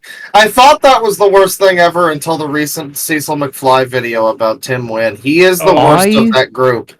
I watched like the first 30 or 40 minutes of that video and I had Yeah. to stop. I stopped I at couldn't do it. I was reading a description of the videos that he made, and it was the first time I think ever that I've been physically affected in a way where I was like hyperventilating. I had to fucking Okay. I had See, to stop. Right. you saying that Yeah. reminds me of after I did 3 Nick Bates videos, and after all of the stuff related to that, Jesus I Christ. started taking Zoloft for like a year. I was fucking depressed after reading that shit. I get it. It's, Fuck. Probably activated something that was already there, and yeah. all it needed was a trigger. It was real bad. I was like, and it was right during COVID too, so I was like, yeah, this is what I needed. Yeah, Yeah. things are already bad. Great. Yep. Mm-hmm. But- No, looking after yourself is a good choice in that way, I think. Oh, like yeah. I'm coming to accept that as well, right? If something is doing me bad, I'll put it down and wait for a better time if I'm really interested. Yeah. I do, yeah, like certain themes I don't do well with, right? Like Yeah. Cecil's video touched on a lot of themes that I maybe was not hard to stomach. It was rough. Yeah. Since we're not doing topics, I'm going to go ahead and close my stream. Thank you. Yeah, Uh, sure. It's been open this whole time. Haven't Yeah, really done much with We it. usually do stories, but Sorry. no, you're fine. Hey, It's- the video- This is Yeah. wonderful. Honestly, it's been it's how it great. was with the first Caddy episode. We just kind of shot the shit. We didn't really we had stories. I had like 10 stories that day. I threw them out. I was like, no, we're having fun. Fuck this. Yeah, I'm not- do I'm you not really gonna want to force- talk about? Do we really want to sully this nice conversation with Yeah. a Minecraft movie? I don't think we do. We I could. We am could. Steve. Yeah, good. That I looks- want a Look shot at me, I'm doing like the that. funny Minecraft. Wow! Oh, look at me, I'm funny Minecraft. Oh yeah. You know? I want Jack Black to play every single video game main character and just start going through all of them. I am Frisk. I I- Cloud. I Right. am Jade from Beyond Good and Evil. I Sonic the Hedgehog. He just replaces Ben Schwartz. From I just cut him am out. John Yakuza. I am absolutely disgusted by the events that took place on the concert stage. Oh my god! I think I stole that from a tweet, but yeah. I am Solid Snake. Imagine That'd be a that. great. That would Imagine be Jack great. Black trying to sneak around under a cardboard box. Oh yeah, through a vent. His you know, beard he gets sticks that. through it. No, this was fantastic. It was really great getting to chat with all of you. Yeah. It really was. No, you've been a wonderful guest. Thank you yeah. for hopping on. Episode number No, 60. thank you. You got a There you special. go. Yeah, this has been 60. Yeah, you got a special So number. 60. Yeah, I think I it says accidentally missed 61 up there. I mislabeled it with 61. I don't know what's gone over me. Well, we That's did cool. 59 part 1 and 2. We delayed that on purpose. Yeah. We wanted a special episode for Yes. you. But yeah, no, I think we'll wrap this up here real quick, and then we'll kind of shoot the shit afterwards. But yeah, folks, for episode 60 of Loud Equals Funny. Hang on. Real quick, first, every link for Fred will be down in the description. Twitch, Yeah. Thank you. YouTube, second YouTube, all that. Go Episode follow them. 60. Yay! Make a wish. All right, and yeah, penis. Beans. Penis. Penis. Cock.